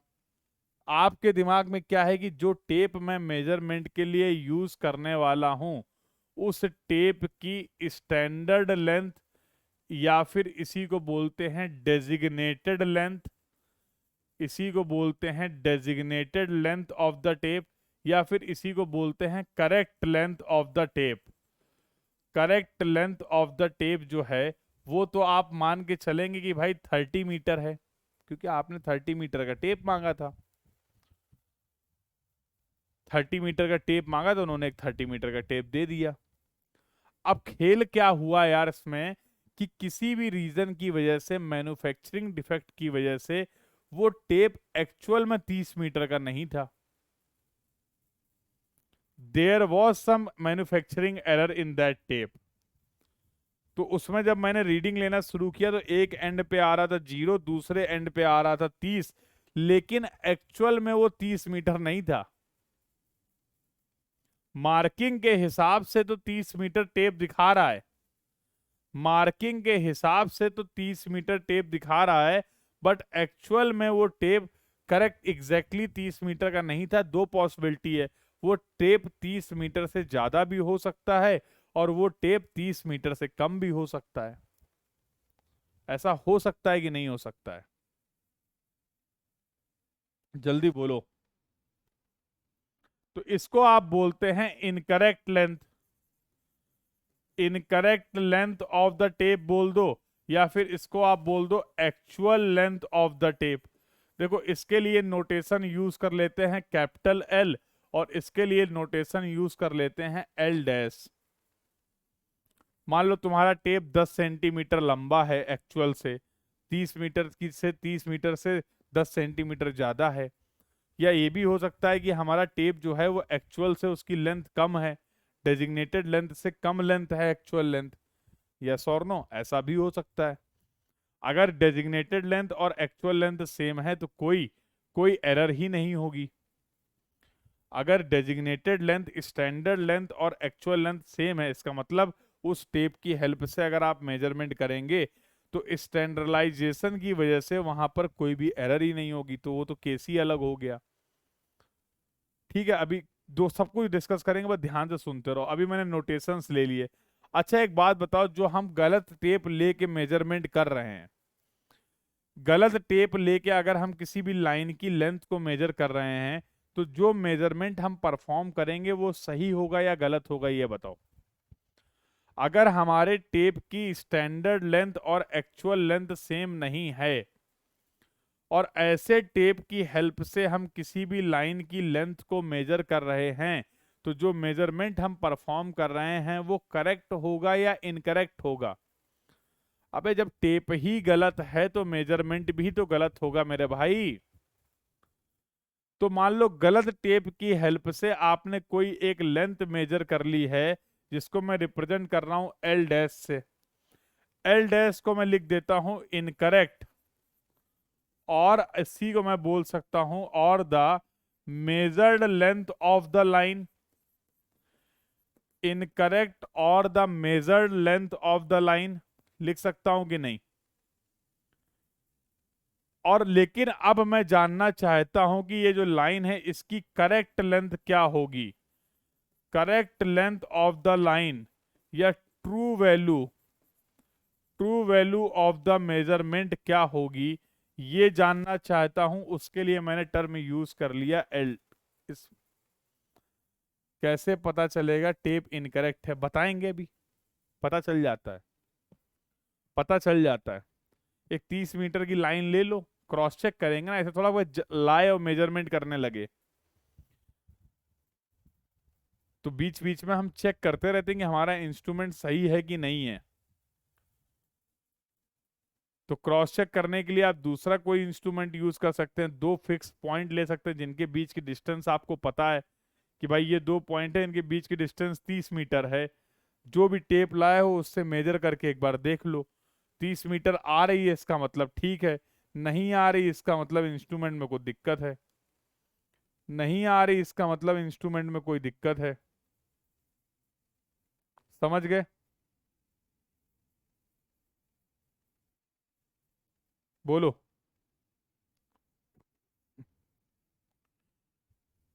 बिल्कुल बिल्कुल।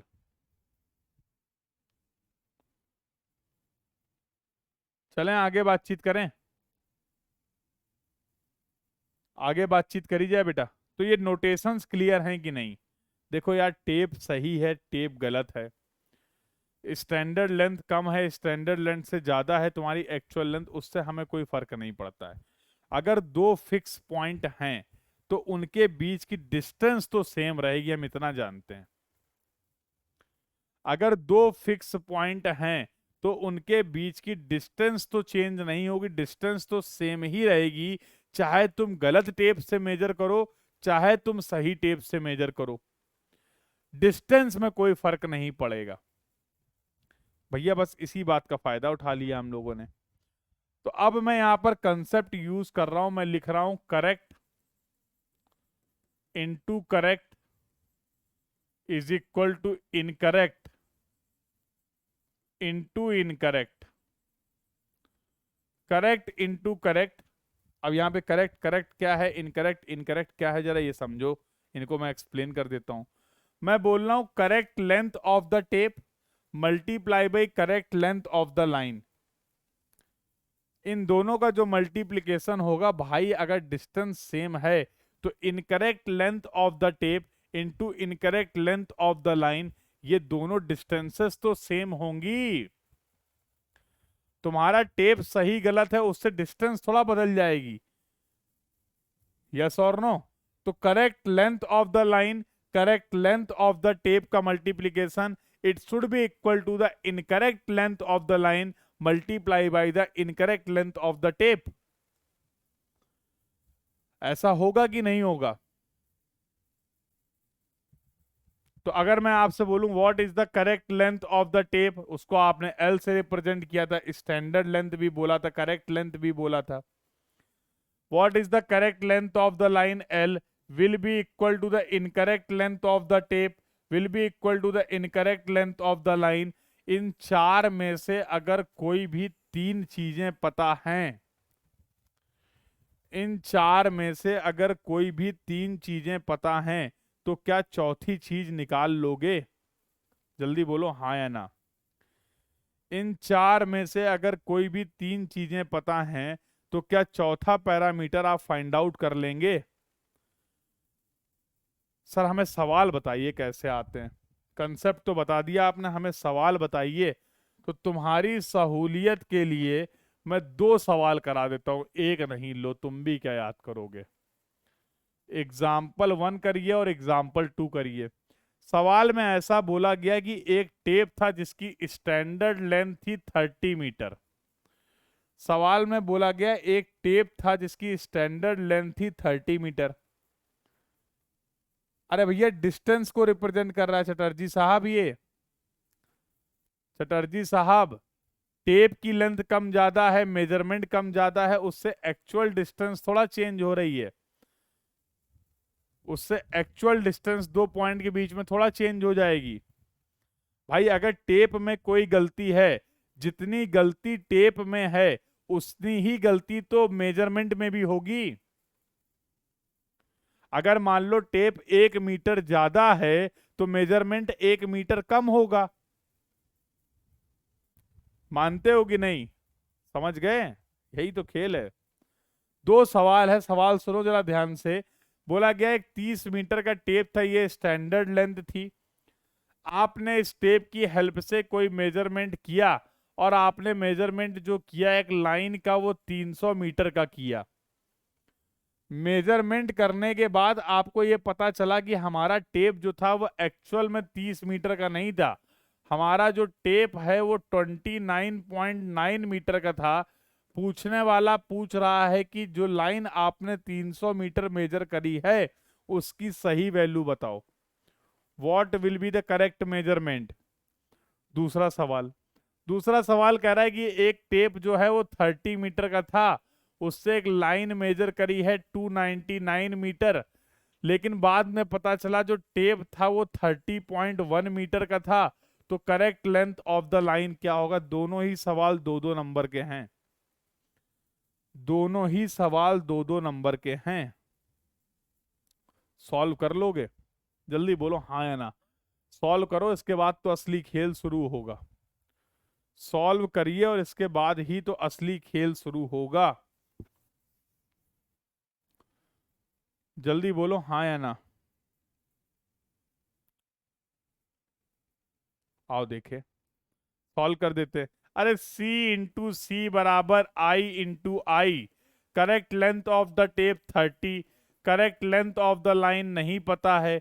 Incorrect length of the tape 29.9, incorrect length of the line 300। X will be equal to 29.9 into 300 divide by 310। 299 metre आ रहा है क्या भैया? कैलकुलेशन चेक कर लेना। करेक्ट लेंथ ऑफ द लाइन जो होगी वो 299 मीटर होगी, ना कि 300 मीटर होगी। 30 into x will be equal to 30.1 into क्या है 299, यही है क्या? तो x will be equal to 30.1 into 299 divide by 30। It will be equal to, आओ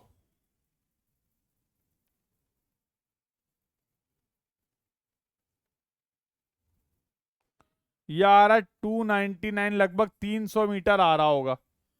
चेक करो सही है, लगभग 300 मीटर आ रहा होगा। अरे हाँ 299.99 को 300 ले लें, 299.99 आ रहा है ना, 300 ले लें। बोलो ले लें, कोई दिक्कत तो नहीं है। सवाल तो सॉल्व हो गए।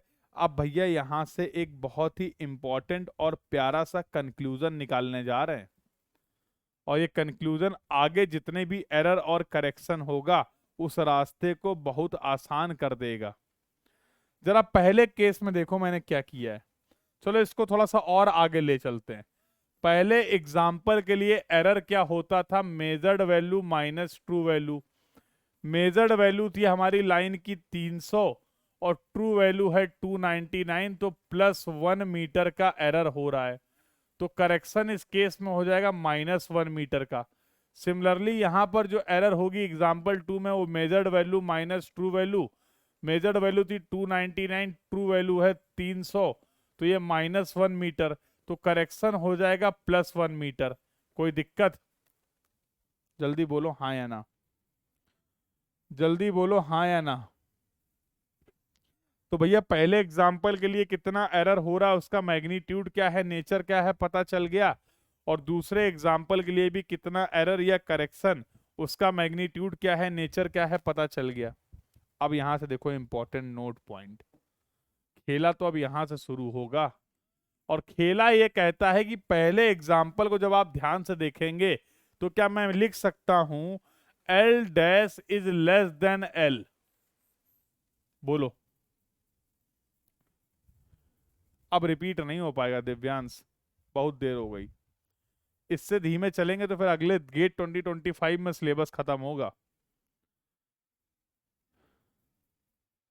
इससे अगर धीमे कर दिया तो फिर गेट 2025 के लिए सिलेबस कंप्लीट कर पाएंगे हम लोग। हाँ, एक एक चीज एक एक स्टेप खोल खोल के रख दिया भाई, अब क्या करें बताओ। अगर तुमने ध्यान से देखा हो तो मैं बोल सकता हूं कि टेप की जो इनकरेक्ट लेंथ है वो डेजिग्नेटेड लेंथ से कम है। ये कह सकते हैं कि नहीं पहले केस में किस रीजन से कम है हमें नहीं मतलब है, किस रीजन की वजह से ये कम है हमें नहीं मतलब है, हम ये कह रहे हैं कि जो हमारे टेप की एक्चुअल लेंथ है वो उसकी स्टैंडर्ड लेंथ से कम है। दूसरे वाले एग्जाम्पल में अगर आप देखोगे तो आप देख पाओगे कि हमारे टेप की जो एक्चुअल लेंथ है, इनकरेक्ट लेंथ जो है वो करेक्ट लेंथ से ज्यादा है। देखो, incorrect length of the tape is less than the standard length of the tape in the case 1, incorrect length of the tape is greater than the standard length of the tape in the case 2। किसी भी वजह से, याद रखना मेरी ये बात, due to any reason, कभी भी अगर ऐसा हुआ कि हमारा टेप जो है वो एक्चुअल से उसकी लेंथ कम है, स्टैंडर्ड से कम लेंथ है, तो मैं नहीं लगता है ऐसी केस में करेक्शन जो होगा वो निगेटिव होगा। अबे ऊपर देखो, ऊपर, if the incorrect length of the tape is less than the correct or the standard length of the tape, in that case correction will be negative।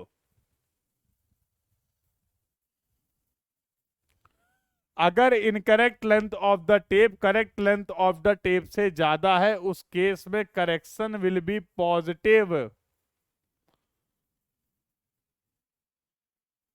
जहन में ये बात उतार लो, जहन में ये बात उतार लो। उतर गई? जहन में ये बात उतार लो।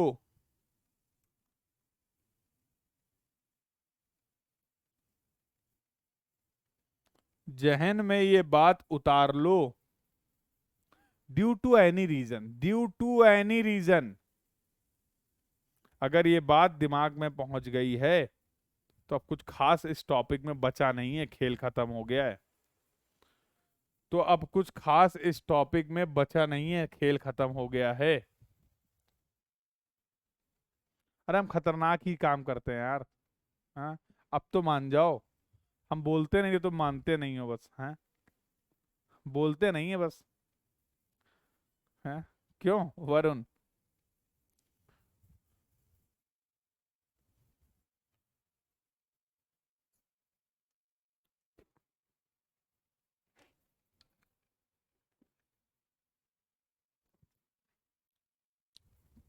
कुछ चीजें बोली नहीं जाती हैं, महसूस करी जाती हैं।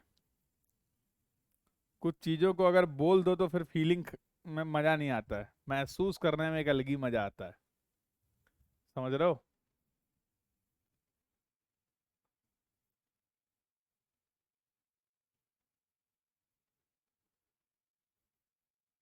चले आगे, चले आगे, चले आगे। याद रखोगे, नोट पॉइंट भूलना नहीं, ये नोट पॉइंट भूलना नहीं। आओ, अगला जो है करेक्शन की हम लोग बात करना जा रहे हैं। ये बात खत्म हो गया, सब लिखा हुआ है, छाप लेना, समझा दिया, important. Correction due to slope, आओ जरा समझाएं। करेक्शन ड्यू टू स्लोप का कहानी क्या है? ये ग्राउंड के हालात थे, ये पॉइंट ए था और ये पॉइंट बी था। तुमसे कहा गया इन दोनों पॉइंट के बीच की हॉरिजॉन्टल डिस्टेंस को मेजर करो। यार जमीन ही इस तरीके की है, ग्राउंड ही इस तरीके का है, तो हम सीधे साधे भोले भाले बच्चे हैं कि नहीं है? हम तो हैं, तुम्हारा नहीं पता। हम सीधे साधे भोले वाले बच्चे, हमने टेप यहाँ पे रखा और यहां से लेके यहां तक की डिस्टेंस को मेजर्ड कर लिया, और हमने बता दिया कि इन दोनों पॉइंट के बीच की डिस्टेंस इतनी डिस्टेंस होगी जितनी भी हमें मिल रही है टेप में। मेरे लाल, बस मुझे ये बता दो कि ये जो मेजर्ड वैल्यू है, पैसोमीटर पेडोमीटर कल बताया था, ये वही है? गोला लेके घूम रहे हैं, स्मार्ट वॉचेस आती हैं जो आपके स्टेप काउंट कर लेती हैं, बताया था। ओडोमीटर के बारे में डिस्कशन किया था, पैसोमीटर जो स्टेप्स पेस में आपके मेजर करता है। कितने स्टेप्स आपने मूव किया, नंबर ऑफ स्टेप्स इनटू एक एवरेज डिस्टेंस कितनी आप कवर कर रहे हो एक स्टेप में। स्पीडोमीटर होता है जो आपके व्हीकल्स में लगा होता है, उससे भी तो आप डिस्टेंस कवर कैलकुलेट करते हैं। इनडायरेक्ट मेजरमेंट है, indirect measurement. These are the instrument which can be used for the indirect measurement of the distances. Nishant. इसके बारे में ब्रीफ में कल हम लोगों ने पिछली क्लास में डिस्कस किया था। समझना बेटा जरा इस बात को। मैंने क्या बोला कि आपने बोला था सर इन दोनों पॉइंट के बीच की हॉरिजेंटल डिस्टेंस क्या होगा, तो मैंने बोला सर ये है। भैया बस ये बताओ यहां पर ये वैल्यू जो तुमने मेजर की है क्या ये हॉरिजेंटल डिस्टेंस है? बिल्कुल नहीं। अरे हॉरिजेंटल डिस्टेंस तो हमने डिफाइन करी थी। हॉरिजेंटल डिस्टेंस हमने डिफाइन करी थी कि हॉरिजेंटल डिस्टेंस के लिए इन दोनों पॉइंट का, हॉरिजेंटल डिस्टेंस के लिए इन दोनों पॉइंट का सेम प्लेन पे होना बहुत जरूरी है। तो भैया ए बी जो डिस्टेंस है वो इंक्लाइंड डिस्टेंस बोल दोगे तो हमें कोई दिक्कत नहीं है, लेकिन ए बी डैश जो होगा वो इन दोनों पॉइंट के बीच का हॉरिजेंटल डिस्टेंस होगा। समस्या ये है कि जब ग्राउंड ही ऐसा है, ग्राउंड में ही एक स्लोप है थीटा, तो हम ये ए बी डैश मेजर कैसे करें? खुदाई थोड़ा करेंगे। हमें चाहिए ए बी डैश, मेजर कर पा रहे हैं हम लोग ए बी, ये है ट्रू वैल्यू। तुम्हें नहीं लग रहा है ग्राउंड के इस स्लोप की वजह से, ग्राउंड के इस स्लोप की वजह से हमसे मेजरमेंट में हो गई है गलती? हम चाह कर भी ये डिस्टेंस मेजर नहीं कर सकते हैं। ग्राउंड के हालात ऐसे हैं कि हम मेजर्ड वैल्यू यही होगी, और जो कि इनकरेक्ट है। अभी अभी तो आपने बोला था incorrect length of the line को आप रिप्रेजेंट करते हैं स्मॉल एल डैश से, correct length of the line को आप रिप्रेजेंट करते हैं एल से। चाहिए एल, मेजर कर पा रहे हैं एल डैश। अगर आपके पास इंस्ट्रूमेंट है जिसको हम लोग प्यार से बोलते हैं क्लिनोमीटर, तो मतलब अगर क्लिनोमीटर है तो इस थीटा को मेजर कर पाना हमारे लिए कोई कठिन बात नहीं है। इस थीटा को मेजर कर पाना हमारे लिए कोई कठिन बात नहीं है। तो अगर मैं एल निकालना चाहता हूं, अबे बचा ही क्या जीवन में, बचा ही क्या जीवन में। अगर थीटा नोन है तो ये तुम्हारे सामने ट्रू वैल्यू आ गई। इस डायग्राम को जब तुम देखोगे तो तुम्हें दिखेगा, तुम्हें दिखेगा क्या दिखेगा, देखो भैया क्या दिखेगा कि एरर जो हो रही है वो होती measured value minus true value. हमेशा मेजर्ड वैल्यू ज्यादा होगी और ट्रू वैल्यू कम होगी स्लोप के केस में। जल्दी बोलो हाँ या ना। हमेशा मेजर्ड वैल्यू ऑफ द लाइन जो है वो ज्यादा होगी ट्रू वैल्यू से ड्यू टू द स्लोप। अब ये मत पूछना कि सर ये एल डैश एल से ज्यादा क्यों है, ऐसा ऐसा कहर मत करना मेरे ऊपर, ठीक है? तो किसी के मन में ऐसे विचार आ रहे हो तो थोड़ी देर के लिए उसको रोक लेना है। तो भैया अगर हमेशा ऐसा होगा तो क्या मैं बोल सकता हूं स्लोप की वजह से जो एरर होगी वो हमेशा ही पॉजिटिव होगी? स्लोप की वजह से हमारे मेजरमेंट में जो एरर होगी वो हमेशा ही पॉजिटिव होगी, ऐसा बोल सकते हैं हाँ या ना? और भैया जब एरर हमेशा पॉजिटिव होगी तो करेक्शन ड्यू टू स्लोप जो होगा वो हमेशा निगेटिव होगा, वो हमेशा निगेटिव होगा। यस और नो? तुम्हारे पास ट्रू वैल्यू है, तुम्हारे पास मेजर्ड वैल्यू है, तुम्हें जो निकालना है निकाल लो। एरर निकालना है एरर निकाल लो, करेक्शन का मैग्नीट्यूड निकालना है करेक्शन निकाल लो, और नेचर कैसे क्या होगा ये तो बता ही दिया।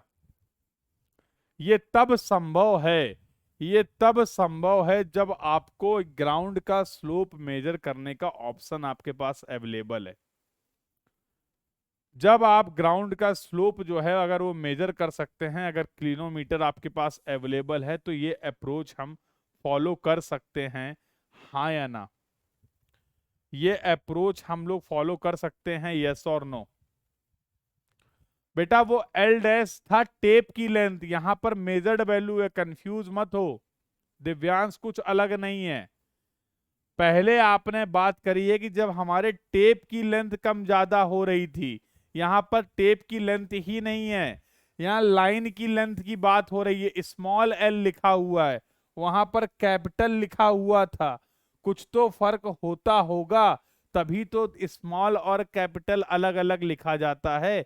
Due to the lack of concentration वो तुम्हें दोनों एल एक ही लग रहे हैं। वो दो एल एक नहीं है, एक कैपिटल एल है और एक स्मॉल एल है।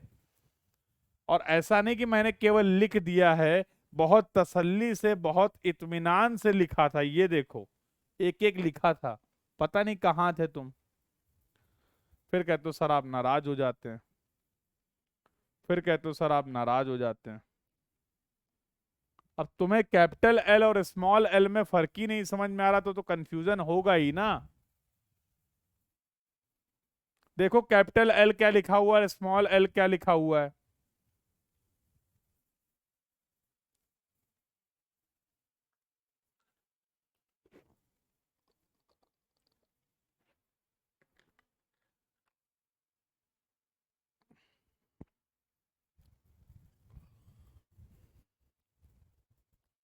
क्लियर है? बताओ बेटा, चलें आगे। यहां तक की सभी बातें सभी को क्लियर हैं तो एक बार कंफर्म कर दीजिए। भैया ऐसा भी तो हो सकता है कि हम इस स्लोप को मेजर ना कर पाए। अगर आप ये स्लोप मेजर नहीं कर पा रहे हैं, थीटा मेजर नहीं कर पा रहे हैं, तो इन दोनों पॉइंट के बीच में एलिवेशन डिफरेंस कितना है ये पता कर लो। अगर एच मेजर कर पा रहे हो तो एच मेजर कर लो, और अगर एच मेजर कर पा रहे हो तो इस तरीके से करेक्शन फॉर द स्लोप निकाल सकते हो। Under root L square minus H square minus L. Clear है? और यहां पर एच क्या है? एच इज द डिफरेंस, और इसका नेचर मैंने आपको ऑलरेडी बता दिया, it will be always always negative. Clear है मेरे लाल? बोलो हाँ या ना। क्लियर है यहां तक की सभी बातें सभी को? यहां तक की सभी बातें सभी को क्लियर है? तो स्लोप के केस में दो पॉसिबिलिटी, या तो थीटा पता होना चाहिए या तो एच पता होना चाहिए। तो दोनों तरीके के प्रॉब्लम आपको मिलते हैं। अगर थीटा गिवन होगा तो we will follow the first approach, और अगर अगर हमें एच गिवन है we can follow the second approach. ये इसी की अप्रोक्सीमेट वैल्यू होती है एच स्क्वायर अपॉन 2l। तो ऑब्जेक्टिव क्वेश्चन में कहीं कहीं आप इसे डायरेक्टली यूज कर सकते हैं। तो करेक्शन ड्यू टू एरर और करेक्शन ड्यू टू स्टैंडर्डाइजेशन की बात कर ली, एरर और करेक्शन ड्यू टू स्लोप की बात कर ली। जब भी एरर और करेक्शन की बात होगी दो चीजें पता होनी चाहिए, मैग्नीट्यूड और डायरेक्शन। दोनों चीजें पता चल रही हैं। अगला डिस्कशन कर लेते हैं। अगला डिस्कशन होता है that is related to the correction due to the pull. अब जरा इसका खेल समझो। अब कुछ बचा नहीं, अब खेल खत्म हो गया। करेक्शन, अब पुल की वजह से हमारे मेजरमेंट में एरर क्यों होती है? देखो होता क्या है कि हर एक मटेरियल जो होता है वो एक स्टैंडर्ड पुल के लिए बनाया गया है। टेप भी तो किसी मटेरियल का ही बना हुआ है ना, समझो। अब बोला गया कि भाई इतना पुल अप्लाई करो तो टेप सही रीडिंग देगा। तुमने फील्ड में जाके स्टैंडर्ड से ज्यादा पुल अप्लाई कर दिया, क्या होगा? टेप में खिंचाव आ जाएगा। अगर आप स्टैंडर्ड से ज्यादा पुल अप्लाई करते हैं तो टेप में खिंचाव आ जाएगा, मानते हो कि नहीं? टेप की जो लेंथ होगी वो बढ़ जाएगी, उस पर लिखा हुआ नहीं बदलेगा। टेप में लिखा हुआ था 30 मीटर, लेकिन जब तुमने ज्यादा खींच दिया है ना, तो टेप की एक्चुअल लेंथ 30 मीटर से ज्यादा हो गई है। जब ज्यादा खींच दिए हो तो L dash is greater than L. Pull at the time of measurement अगर स्टैंडर्ड पुल से ज्यादा हो जाएगा, pull at the time of measurement अगर स्टैंडर्ड पुल से ज्यादा हो जाएगा तो टेप में खिंचाव आ जाएगा। Pull at the time of measurement अगर स्टैंडर्ड पुल से कम होगा तो एल डैश एल से कम हो जाएगा। अब हम इसके आगे कुछ बता नहीं पाएंगे। तो इसका जो करेक्शन होता है, करेक्शन ड्यू टू पुल होता है पी एम, इसको ऐसे बोल दो delta P L upon A E. Delta P आपका हो सकता है P M minus P naught, और ये हो सकता है P naught minus P M. P naught standard pull है, पी नॉट स्टैंडर्ड पुल है, पीएम तुम्हारा pull at the time of measurement है। एल लेंथ हो गई, ए हो गया cross sectional area of tape, cross sectional area of tape हो गया, और ई जो हो गया modulus of elasticity of tape. E जो हो गया that is the modulus of elasticity of the tape. ये सब गिवन होता है। तो भैया यहां से मैग्नीट्यूड निकाल लेंगे और नेचर पता ही चल गया। बताओ, अगर एल डैश एल से ज्यादा है, कहा था याद रखना, अगर एल डैश एल से ज्यादा है करेक्शन नेगेटिव होगा। उस केस में यहां पर करेक्शन ड्यू टू पुल जो होगा वो कैसा होगा, नेगेटिव होगा। बिल्कुल मत पूछना क्यों, क्योंकि पहले ही बता चुके हैं। इस केस में करेक्शन ड्यू टू पुल जो होगा वो पॉजिटिव होगा। इस केस में करेक्शन ड्यू टू पुल जो होगा वो पॉजिटिव होगा।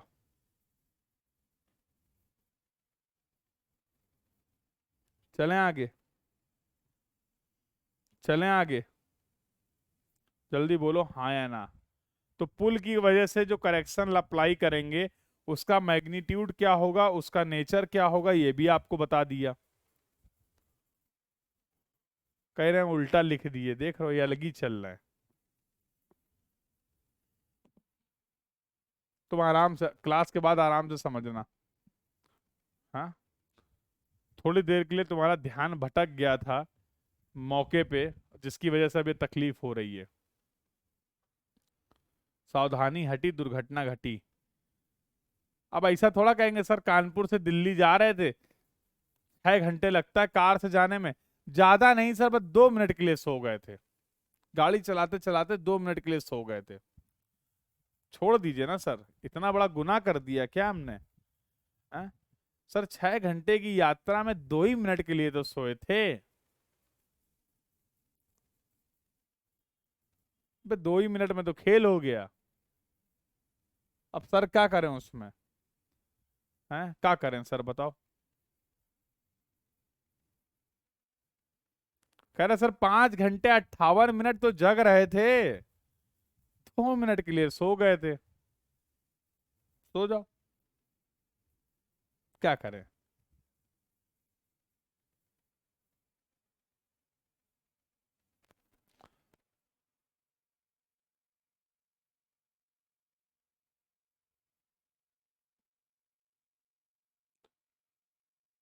चले आगे।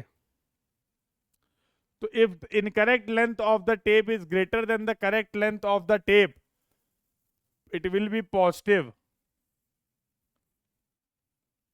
It will B positive, it will B negative. यही कहना चाह रहे हो, यही कहना चाह रहे हो।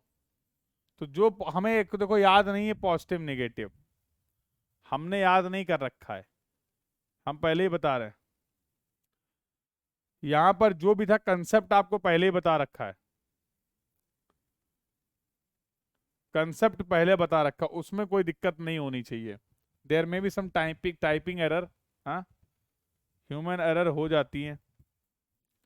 क्लियर है सभी को? अगर भैया टेप की इनकरेक्ट लेंथ करेक्ट लेंथ से ज्यादा हो गई है, क्यों ज्यादा हो गई है? क्योंकि अब आपने स्टैंडर्ड से ज्यादा पुल अप्लाई कर दिया, टेप स्ट्रेच कर गया है, टेप स्ट्रेच कर गया है। तो बाकी आपको इसके आगे गेम पता है, ठीक है? तो अपने कंसेप्ट पे बिल्कुल फोकस करके रखना भाई। ये तो दुनिया है, कंफ्यूज करेगी तो क्या बदल बदल जाएंगे विचार तुम्हारे, कंसेप्ट बदल दोगे? क्यों भाई दिव्यांश? एग्जामिनर भी तो यही करेगा, एग्जामिनर भी तो यही करेगा 3 घंटे में। उसके हिसाब से चलना शुरू कर दोगे? हाँ, कुछ तो लोग कहेंगे, लोगों का काम है कहना, कहने दो। कंसेप्ट पे फोकस रखो, कहीं कोई गलती होगी, कहीं कोई एरर होगी, आइडेंटिफाई कर लोगे, कहीं कोई एरर होगी आइडेंटिफाई कर लोगे। चलें आगे, और अभी अभी और भी आगे यूज होगा। आओ देखो अभी यूज करके दिखाते हैं। आओ, अगला जो है वो correction due to temperature. Same कहानी, टी नॉट इज, अगर TM is greater than T naught है, temperature at the time of measurement, temperature at the time of measurement अगर स्टैंडर्ड टेम्परेचर से ज्यादा है, टेप की लेंथ इन, अब और अच्छे से एक बार लिख देता हूं ताकि कंफ्यूजन ना रहे। ऐसी कंडीशन में टेप की लेंथ इंक्रीज करेगी या डिक्रीज करेगी, ये बता दो। अगर temperature at the time of measurement standard temperature से ज्यादा है, तो तुम्हें नहीं लगता है हमारे टेप की लेंथ जो होगी वो इंक्रीज कर जाएगी? आप खुश हो? टेप की लेंथ इंक्रीज करके मतलब इनकरेक्ट लेंथ जो होगी वो करेक्ट लेंथ से ज्यादा हो जाएगी। मतलब जो 30 मीटर का टेप था वो अब 30.1 मीटर का हो गया है। करेक्शन निगेटिव और पॉजिटिव, जल्दी बोलो, अब हमें नहीं पता भाई, हम भूल गए, सही में भूल गए। करेक्शन ड्यू टू टेम्परेचर, इस कंडीशन में करेक्शन ड्यू टू टेम्परेचर कैसा होगा? अगर TM less than T naught है, लेंथ जो होगी वो डिक्रीज कर जाएगी, श्रिंकेज हो जाएगा, डिक्रीज कर जाएगी, तो L dash is less than L, तो करेक्शन ड्यू टू टेम्परेचर जो है वो कैसा हो जाएगा? अरे कुछ तुम भी बता दो मेरे भाई, कुछ तुम भी बता दो मेरे भाई। नहीं बताओगे? देखो सही लिखा है कि नहीं, सही लिखा है कि नहीं, बस ये बता दो, सही लिखा है कि नहीं। ये तो बात हो गई नेचर की, ये तो बात हो गई नेचर की, हमें साथ साथ बात करनी है किसकी? मैग्नीट्यूड की। तो करेक्शन ड्यू टू टेम्परेचर जो होता है वो होता है एल अल्फा डेल्टा टी में। Incorrect length alpha thermal coefficient, tape जिस मटेरियल का बना हुआ है वो होगा, तो उसका थर्मल कॉफिशिएंट हो गया alpha. Delta T, it may be PM minus P naught और P naught minus PM. Concept clear? तो मैग्नीट्यूड और नेचर दोनों क्लियर है? जल्दी बोलो हाँ या ना, जल्दी बोलो हाँ या ना। चलें आगे। अगला जो डिस्कशन है that is related to the error और correction due to the sag. समझ लो इसका कंसेप्ट क्या होता है। जैसे मान लो ये ग्राउंड में 2 पॉइंट हैं ए और बी, अब इनमें तो थोड़ा बहुत स्लोप भी दिख रहा है, कर्व भी दिख रहा है। अब अगर आपको इनके बीच की डिस्टेंस मेजर करनी है तो उसका तरीका क्या होता है? अगर हमने इस अर्थ सरफेस के अलोंग ही टेप लगा दिया तो भैया इनकरेक्ट लेंथ मेजर कर लेंगे ना, क्योंकि ग्राउंड में स्लोप है, तो ऐसी अगर लेंथ मेजर कर लेंगे तो वो तो गलत हो जाएगी ना, ए और बी के बीच में वो हॉरिजॉन्टल डिस्टेंस तो होगी नहीं। और हमें मेजर करना है हॉरिजॉन्टल डिस्टेंस, तो हम क्या करते हैं, यहां पर इस तरीके से लगाते हैं एक स्टैंड, यहां पर लगी होती पुली, यहां पर लगी होती पुली, और जो टेप है हमारे पास उस टेप को लेते हैं और वेट की हेल्प से यहां पर पुल अप्लाई करते हैं, वेट की हेल्प से पुल अप्लाई करते हैं। और हम ये चाहते हैं कि हमारा ये जो टेप है, पहले तो समझ लो diagram is not in scale, ये जो डायग्राम मैं बना रहा हूं ये स्केल पे नहीं है, समझाने के लिए बता रहा हूं। हम चाहते हैं कि टेप कुछ भी चाह लें, लेकिन हमारे टेप में हमें देखने को मिलेगी सेल्फ वेट की वजह से सैगिंग। इसी सैगिंग को खत्म करने के लिए हम पुल अप्लाई करते हैं। लेकिन भैया अगर मटेरियल का सेल्फ वेट है तो सैगिंग होगा कि नहीं होगा टेप में, तो ये हमारी मेजर्ड वैल्यू हो जाती है। और ये येलो वाली जो होनी चाहिए थी, it should be the true value. तो बताओ स्लोप की वजह से जो करेक्शन लगेगा उसका नेचर कैसा होगा? करेक्शन होता है true value minus measured value, और ट्रू वैल्यू आप देख पा रहे हैं हमेशा कम है, मेजर्ड वैल्यू हमेशा ज्यादा है। तो क्या मैं बोल सकता हूं सैग, स्लोप लिख दिया क्या, सैग लिखो। तो क्या मैं बोल सकता हूं करेक्शन ड्यू टू जो सैग होगा वो ऑलवेज नेगेटिव होगा? करेक्शन ड्यू टू जो सैग होगा वो ऑलवेज नेगेटिव होगा, यस और नो? कैन आई से लाइक दिस? बात आती है कि इसका मैग्नीट्यूड कितना होता है, तो इसके दो फॉर्मूले हैं। क्या है देखो, W square L upon 24 PM square. इसी को आप ऐसे लिख सकते हैं W square L cube upon 24 PM square. Length की बात कर रहे हैं तो स्मॉल से रिप्रेजेंट कर देता हूं, do not get confuse. L और ये एल क्यूब। सर इनमें फर्क क्या है समझ नहीं पा रहे हम। सर इनमें फर्क क्या है? देखो सर डब्लू यहां पर कैपिटल डब्लू है, यहां पर स्मॉल डब्लू है। अरे कुछ फर्क नहीं, देखो एक ही बात है। कैपिटल डब्लू क्या है? Total weight of tape. मैंने बोला कि एक टेप है 10 मीटर का, उसका वेट है मान लो 100 ग्राम। एक टेप है 10 मीटर का, उसका जो टोटल वेट है वो 100 ग्राम है। वेट देने का एक ये भी तरीका है कि मैंने टोटल लेंथ का वेट आपको एक साथ दे दिया। वेट देने का ये भी तो तरीका है, small W it is the weight of tape per unit length. ऐसे भी तो वेट बोल सकते हैं कि 1 मीटर का जो वेट है वो 10 ग्राम है। 1 मीटर का जो वेट है वो 10 ग्राम है। दो तरीके से मैं आपको वेट बता रहा हूं कि एक टेप 10 मीटर का है जिसका वेट 100 ग्राम है, और एक वेट तरीका मैं बता रहा हूं कि हमारा जो टेप है उसका वेट 10 ग्राम प्रति मीटर है। बात तो एक ही है, बात तो एक ही है।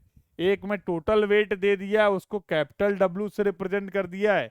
एक में वेट पर यूनिट लेंथ दे दिया है तो उसको स्मॉल डब्ल्यू से रिप्रेजेंट कर दिया है।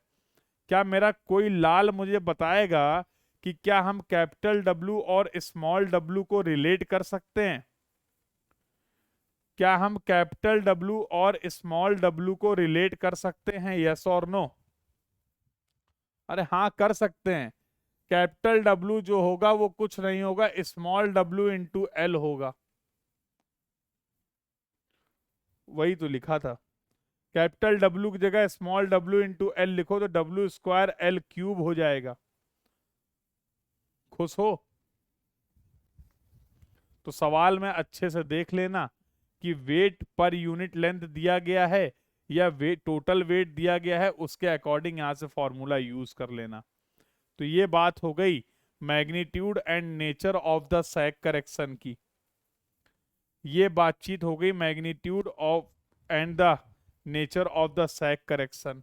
एक बहुत इंपॉर्टेंट टर्म है जिसके बारे में चलो बात कर लेते हैं, जिसको हम लोग बोलते हैं नॉर्मल टेंशन। ये इंपॉर्टेंट, जरा ध्यान से समझना। ये नॉर्मल टेंशन क्या, चलो इसको मैं रिप्रेजेंट कर देता हूं पी एन से। इसको मैं रिप्रेजेंट कर देता हूं पी एन से। ये क्या है जरा समझना, जरा ध्यान से बेटा।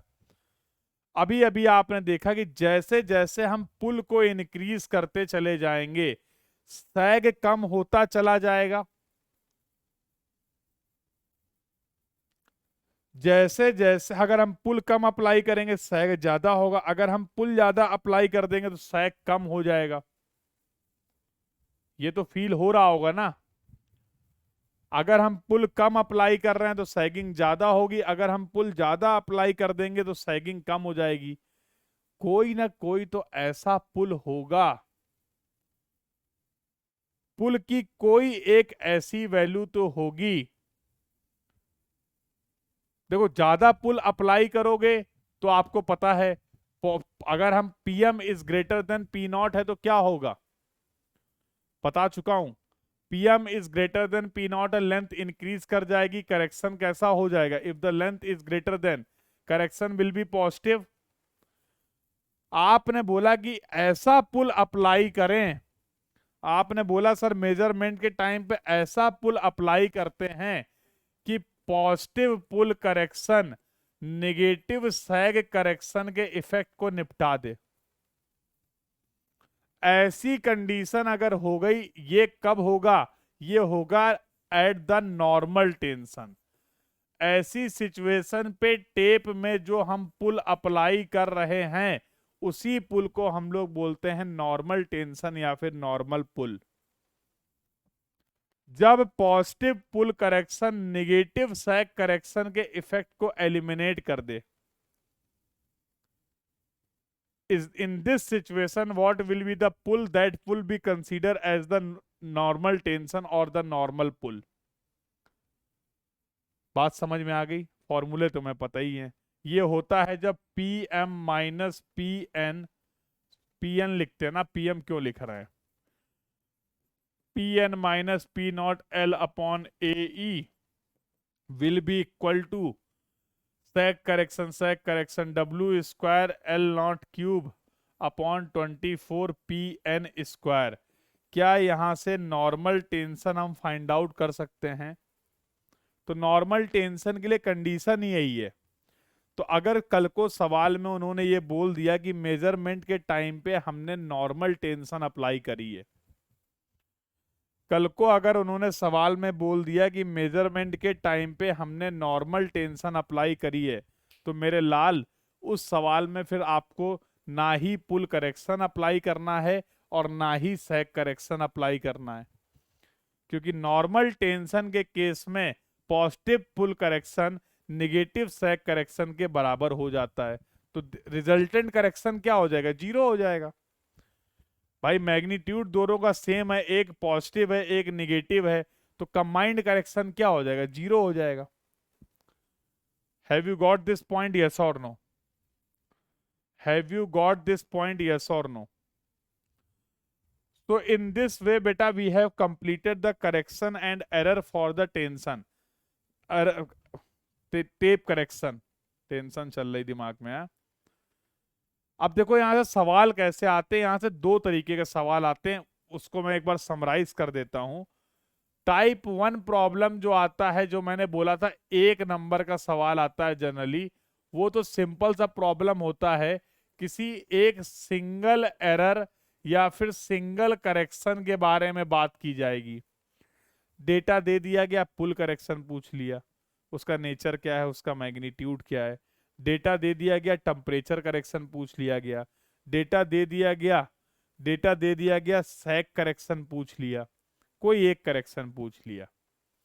अगर एक करेक्शन की बात होगी, उसके मैग्नीट्यूड की बात होगी, उसके नेचर की बात होगी, तो जनरली ऐसा सवाल आपके एग्जाम में, अगर गेट एग्जाम की बात करें, तो 1 नंबर का देखने को मिलता है। दूसरा जो टाइप 2 प्रॉब्लम यहां से बनता है, वो बनता है कंबाइंड करेक्शन का। वो बनता है कंबाइंड करेक्शन का। सवाल में भर भर के डेटा दे दिया गया, सवाल में आपको पुल का भी डेटा दे दिया, सवाल में आपको टेम्परेचर का भी डेटा दे दिया, सवाल में आपको सैग का भी डेटा दे दिया, सवाल में आपको स्टैंडर्डाइजेशन का भी डेटा दे दिया, सवाल में आपको स्लोप का भी डेटा दे दिया गया, और फिर बोलेगा कि बताइए कितना कंबाइंड करेक्शन अप्लाई करें।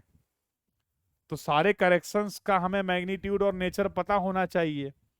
तो उसके बेसिस पे क्या हम लिख सकते हैं, सी कंबाइंड जो होगा, जैसे हमने पहले पढ़ा था स्टैंडर्डाइजेशन, तो ये पॉजिटिव और निगेटिव दोनों हो सकता है।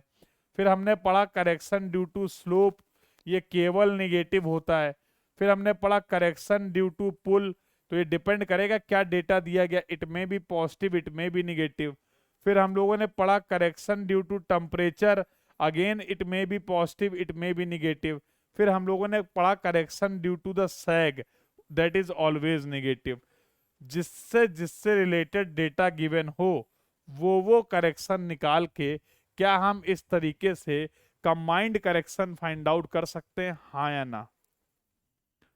क्या हम इस तरीके से कंबाइंड करेक्शन की वैल्यू को फाइंड आउट कर सकते हैं, यस और नो?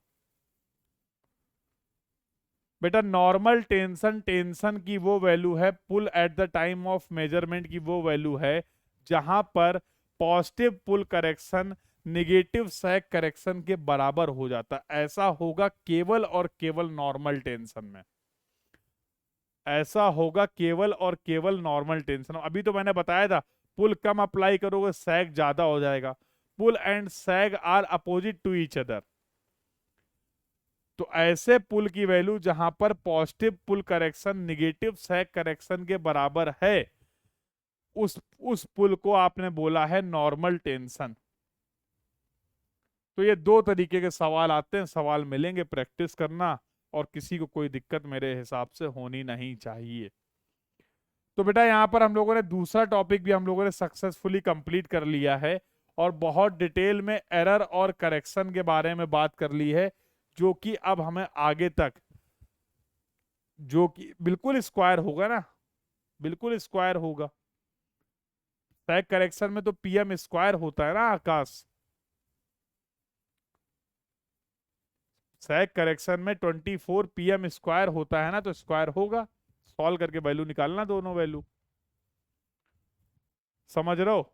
तो एक टॉपिक अभी रह गया है, limiting length of the offset. बात करेंगे इसके बारे में अगले लेक्चर में, और उसके बाद स्टार्ट करेंगे कंपास सर्वेइंग। ठीक है? तो अगली जो क्लास होगी भैया क्या बजे होगी पता है कि नहीं? और भैया देखो टाइम पे ज्वाइन करना है यार, चीजें बहुत हैं, और बेहतरीन तरीके से अगर एक्सप्लेन करना है तो टाइम लगता है, ये तो मैं समझ में आ गया होगा। तो बहुत शॉर्ट में भी मैं इनको बता सकता था। हाँ भैया, थोड़ा सांस ले लें तो दिव्यांश, ठीक है मेरे भाई? अभी अभी एक क्लास और है, ऐसा ना हो कि 10-15 मिनट के चक्कर में अगली क्लास में चोक हो गया। ठीक है? तो ऐसी इतनी भी क्या जल्दी, आराम आराम से पढ़ेंगे, तसल्ली से पढ़ेंगे। अब 10 मिनट में टॉपिक हो तो पाएगा नहीं, ये भी एक बात है, आगे का डिस्कशन और अफेक्ट हो जाएगा। तो भरोसा रखो मेरे ऊपर फिर, हाँ टेंशन मत लो। तो अगली क्लास जो आपकी होगी बेटा, बिल्कुल टाइम पे ज्वाइन करेंगे, क्योंकि सबसे पहले हम लोग इसका टॉपिक डिस्कस करेंगे, limiting length of the offset, और इसके बाद फिर अगला चैप्टर हम लोग स्टार्ट करने वाले हैं, that will be the compass surveying. तो आज हम लोग चैप्टर नंबर 3 भी स्टार्ट कर देंगे। बहुत प्यारा सा कंसेप्ट यहाँ पर पढ़ने को हमें मिलेंगे, जो कि होने वाला है कंपास सर्वेइंग। मिलते हैं अगली क्लास में फॉर द फर्दर डिस्कशन। ठीक है? बेटा डर के आगे ही तो जीत है, डर के आगे ही जीत है ना। एक ही जिंदगी मिली, इतना डर डर के क्या जीना। ठीक है? ठीक है, जस्ट गिव योर बेस्ट, क्या डरना। हम्म। तो शाहरुख खान जी बोलते भी हैं। अभी हम लोग शाहरुख खान जी का जिक्र कर रहे थे स्टार्टिंग में, तो उनकी एक बड़ी अच्छी सी लाइन मुझे याद आ गई, कहो तो बता दूं। हैं? क्या बोलते हैं शाहरुख खान जी? शाहरुख खान जी नहीं, शाहरुख खान जी के पिताजी बोलते थे, ऐसा उन्होंने एक इंटरव्यू में बोला है। कह रहा आप सक्सेस हो गए इसलिए। बेटा कोई भी सक्सेस और failure are these are the relative things, ये आपको डिसाइड करना। सक्सेस और फेलियर का एब्सोल्यूट मेजरमेंट आज तक बना नहीं है, समझ रहे हो? सक्सेस और फेलियर का कोई भी एब्सोल्यूट मेजरमेंट नहीं। आप 10 लोगों से सक्सेस हो सकते हैं कि नजरों में, तो 50 लोगों की नजरों में फेलियर भी हो सकते हैं। देखो चटर्जी भी अपना फैन है, चटर्जी बिल्कुल सही बोल रहा है, वो बोलते हैं ना जो कुछ नहीं करते हैं फिर वो कमाल करते हैं। तो इतना टेंशन नहीं लेना है, कल क्या होगा, 5 साल बाद करियर में क्या होगा, ये किसी को नहीं पता है, और यकीन मानो किसी को नहीं पता है। समझ रहे हो? ये किसी को नहीं पता है कि आज से 5 साल बाद वो अपने करियर में कौन कहां पर कैसे होगा। अभी तक ऐसी टेक्नोलॉजी नहीं आई है, आएगी तो हम लोग भी यूज करेंगे। हाँ, लेकिन हम क्या कर सकते हैं कि हम अपना प्रेजेंट में जो भी काम कर रहे हैं उसमें अगर बेस्ट एफर्ट देंगे तो इतना जरूर कह सकते हैं, ऐसा लोगों का जो पैटर्न देखा गया है कि अच्छा ही होगा। हाँ, यही लाइन थी, जो कुछ नहीं करते हैं वो कमाल करते हैं। हाँ, तो करते रहो। सबके मैसेज पढ़ रहे हैं, सबके मैसेज पढ़ रहे हैं बेटा, टेंशन मत लो, सब दिखता है। आंखें 6/6 है मेरी, ये भी पता है, परफेक्ट है एकदम, आशीर्वाद से। ठीक है, नोट्स शेयर करेंगे, देखो नोट्स अभी जानबूझ के मैंने शेयर नहीं किए हैं, जो मेरे हैंड रिटन नोट्स हैं, उससे लर्निंग एक्सपीरियंस को मान, देखो मैं समझाऊंगा लेकिन तुम समझोगे नहीं, मुझे पता है। मैं बोलूंगा ज्यादा आगे के नोट्स मत देखना, दिमाग मत चलाना, तुम्हारा मन मानेगा नहीं। अब वो मेरे पास पीडीएफ क्या है, कंबाइंड है, तो सब फिर आगे पीछे भागेंगे, हीरो बनेंगे, तुम्हें पता ही है। इतना समझा के रखता हूँ तब भी बीच बीच में कोई ना कोई लाइव लोकेशन भेज ही देता है ना, तुम्हें तो पता ही है कितने क्रांतिकारी लोग हैं। तो अगर मैं नोट शेयर कर दूंगा तो तुम फिर पढ़ोगे कम, ऐसे करके बैठोगे, अरे अब क्या जरूरत है, सब तो है हमारे पास। हाँ सर बताइए। और जहां ऐसे करके बैठ गए, कंसेप्ट खत्म, इसलिए नहीं दे रहा हूं। ठीक है, इसलिए अभी नहीं दे रहा हूं, एक बार टॉपिक कंप्लीट कर लेंगे, अब टॉपिक वाइज टॉपिक नहीं है मेरे पास। ठीक है।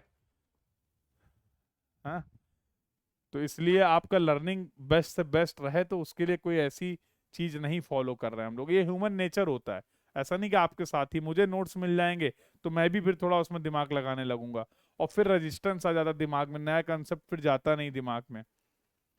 अभी क्या है, तुम्हें पता है कि हाँ दिमाग एकदम खाली, तसल्ली से जो जो बताया जा रहा सब ध्यान से सुनो। फिर तुम आधे टाइम नोट्स में देखोगे, आधे टाइम अपने नोट्स बनाओगे, सुनोगे कुछ नहीं, खेल खराब। तो देयर इज अ रीजन। तो कल से कई लोगों ने ग्रुप में नोट्स के लिए बोला, और एक दो बार बोला करो, सब दिखता है, सब देखते हैं भाई, तुम्हें क्या लगता है, सब देखते हैं। हाँ, कल पता नहीं कहाँ सोशल मीडिया में बहुत सारे लोग मैसेज कर रहे थे, पता तुम आप ही लोग थे क्या बैच में? हाँ, तो हमने लग रहा सब चेक कर रहे हैं सर, रिप्लाई करते हैं कि नहीं करते हैं। हाँ, सब दिखता है जो जरूरी होता है। अगर आपको लग रहा है कि 2-3 बार 4 बार एक चीज पूछी नहीं जवाब आ रहा है, इसका मतलब वो है, प्लानिंग का पार्ट है, वो आ जाएगा, आज नहीं तो कल, थोड़ा धैर्य रखो। हाँ, कोई चेक कर रहा था क्या? हाँ, कल कल कई बहुत सारे बच्चों के मैसेज आए, तो मैंने कहा ये एकदम से क्या हो गया, मैसेज तो आते रहते हैं, बट कल एकदम से ऐसा लगा बाढ़ आ गई एकदम, प्यार तुम्हारा बहुत तेजी से झलक रहा था। हाँ, चलिए मिलते हैं 8:30 PM पे for the further discussion. This was all about for this class. Everyone do join the class on the time. Thank you everyone, keep learning, thank you.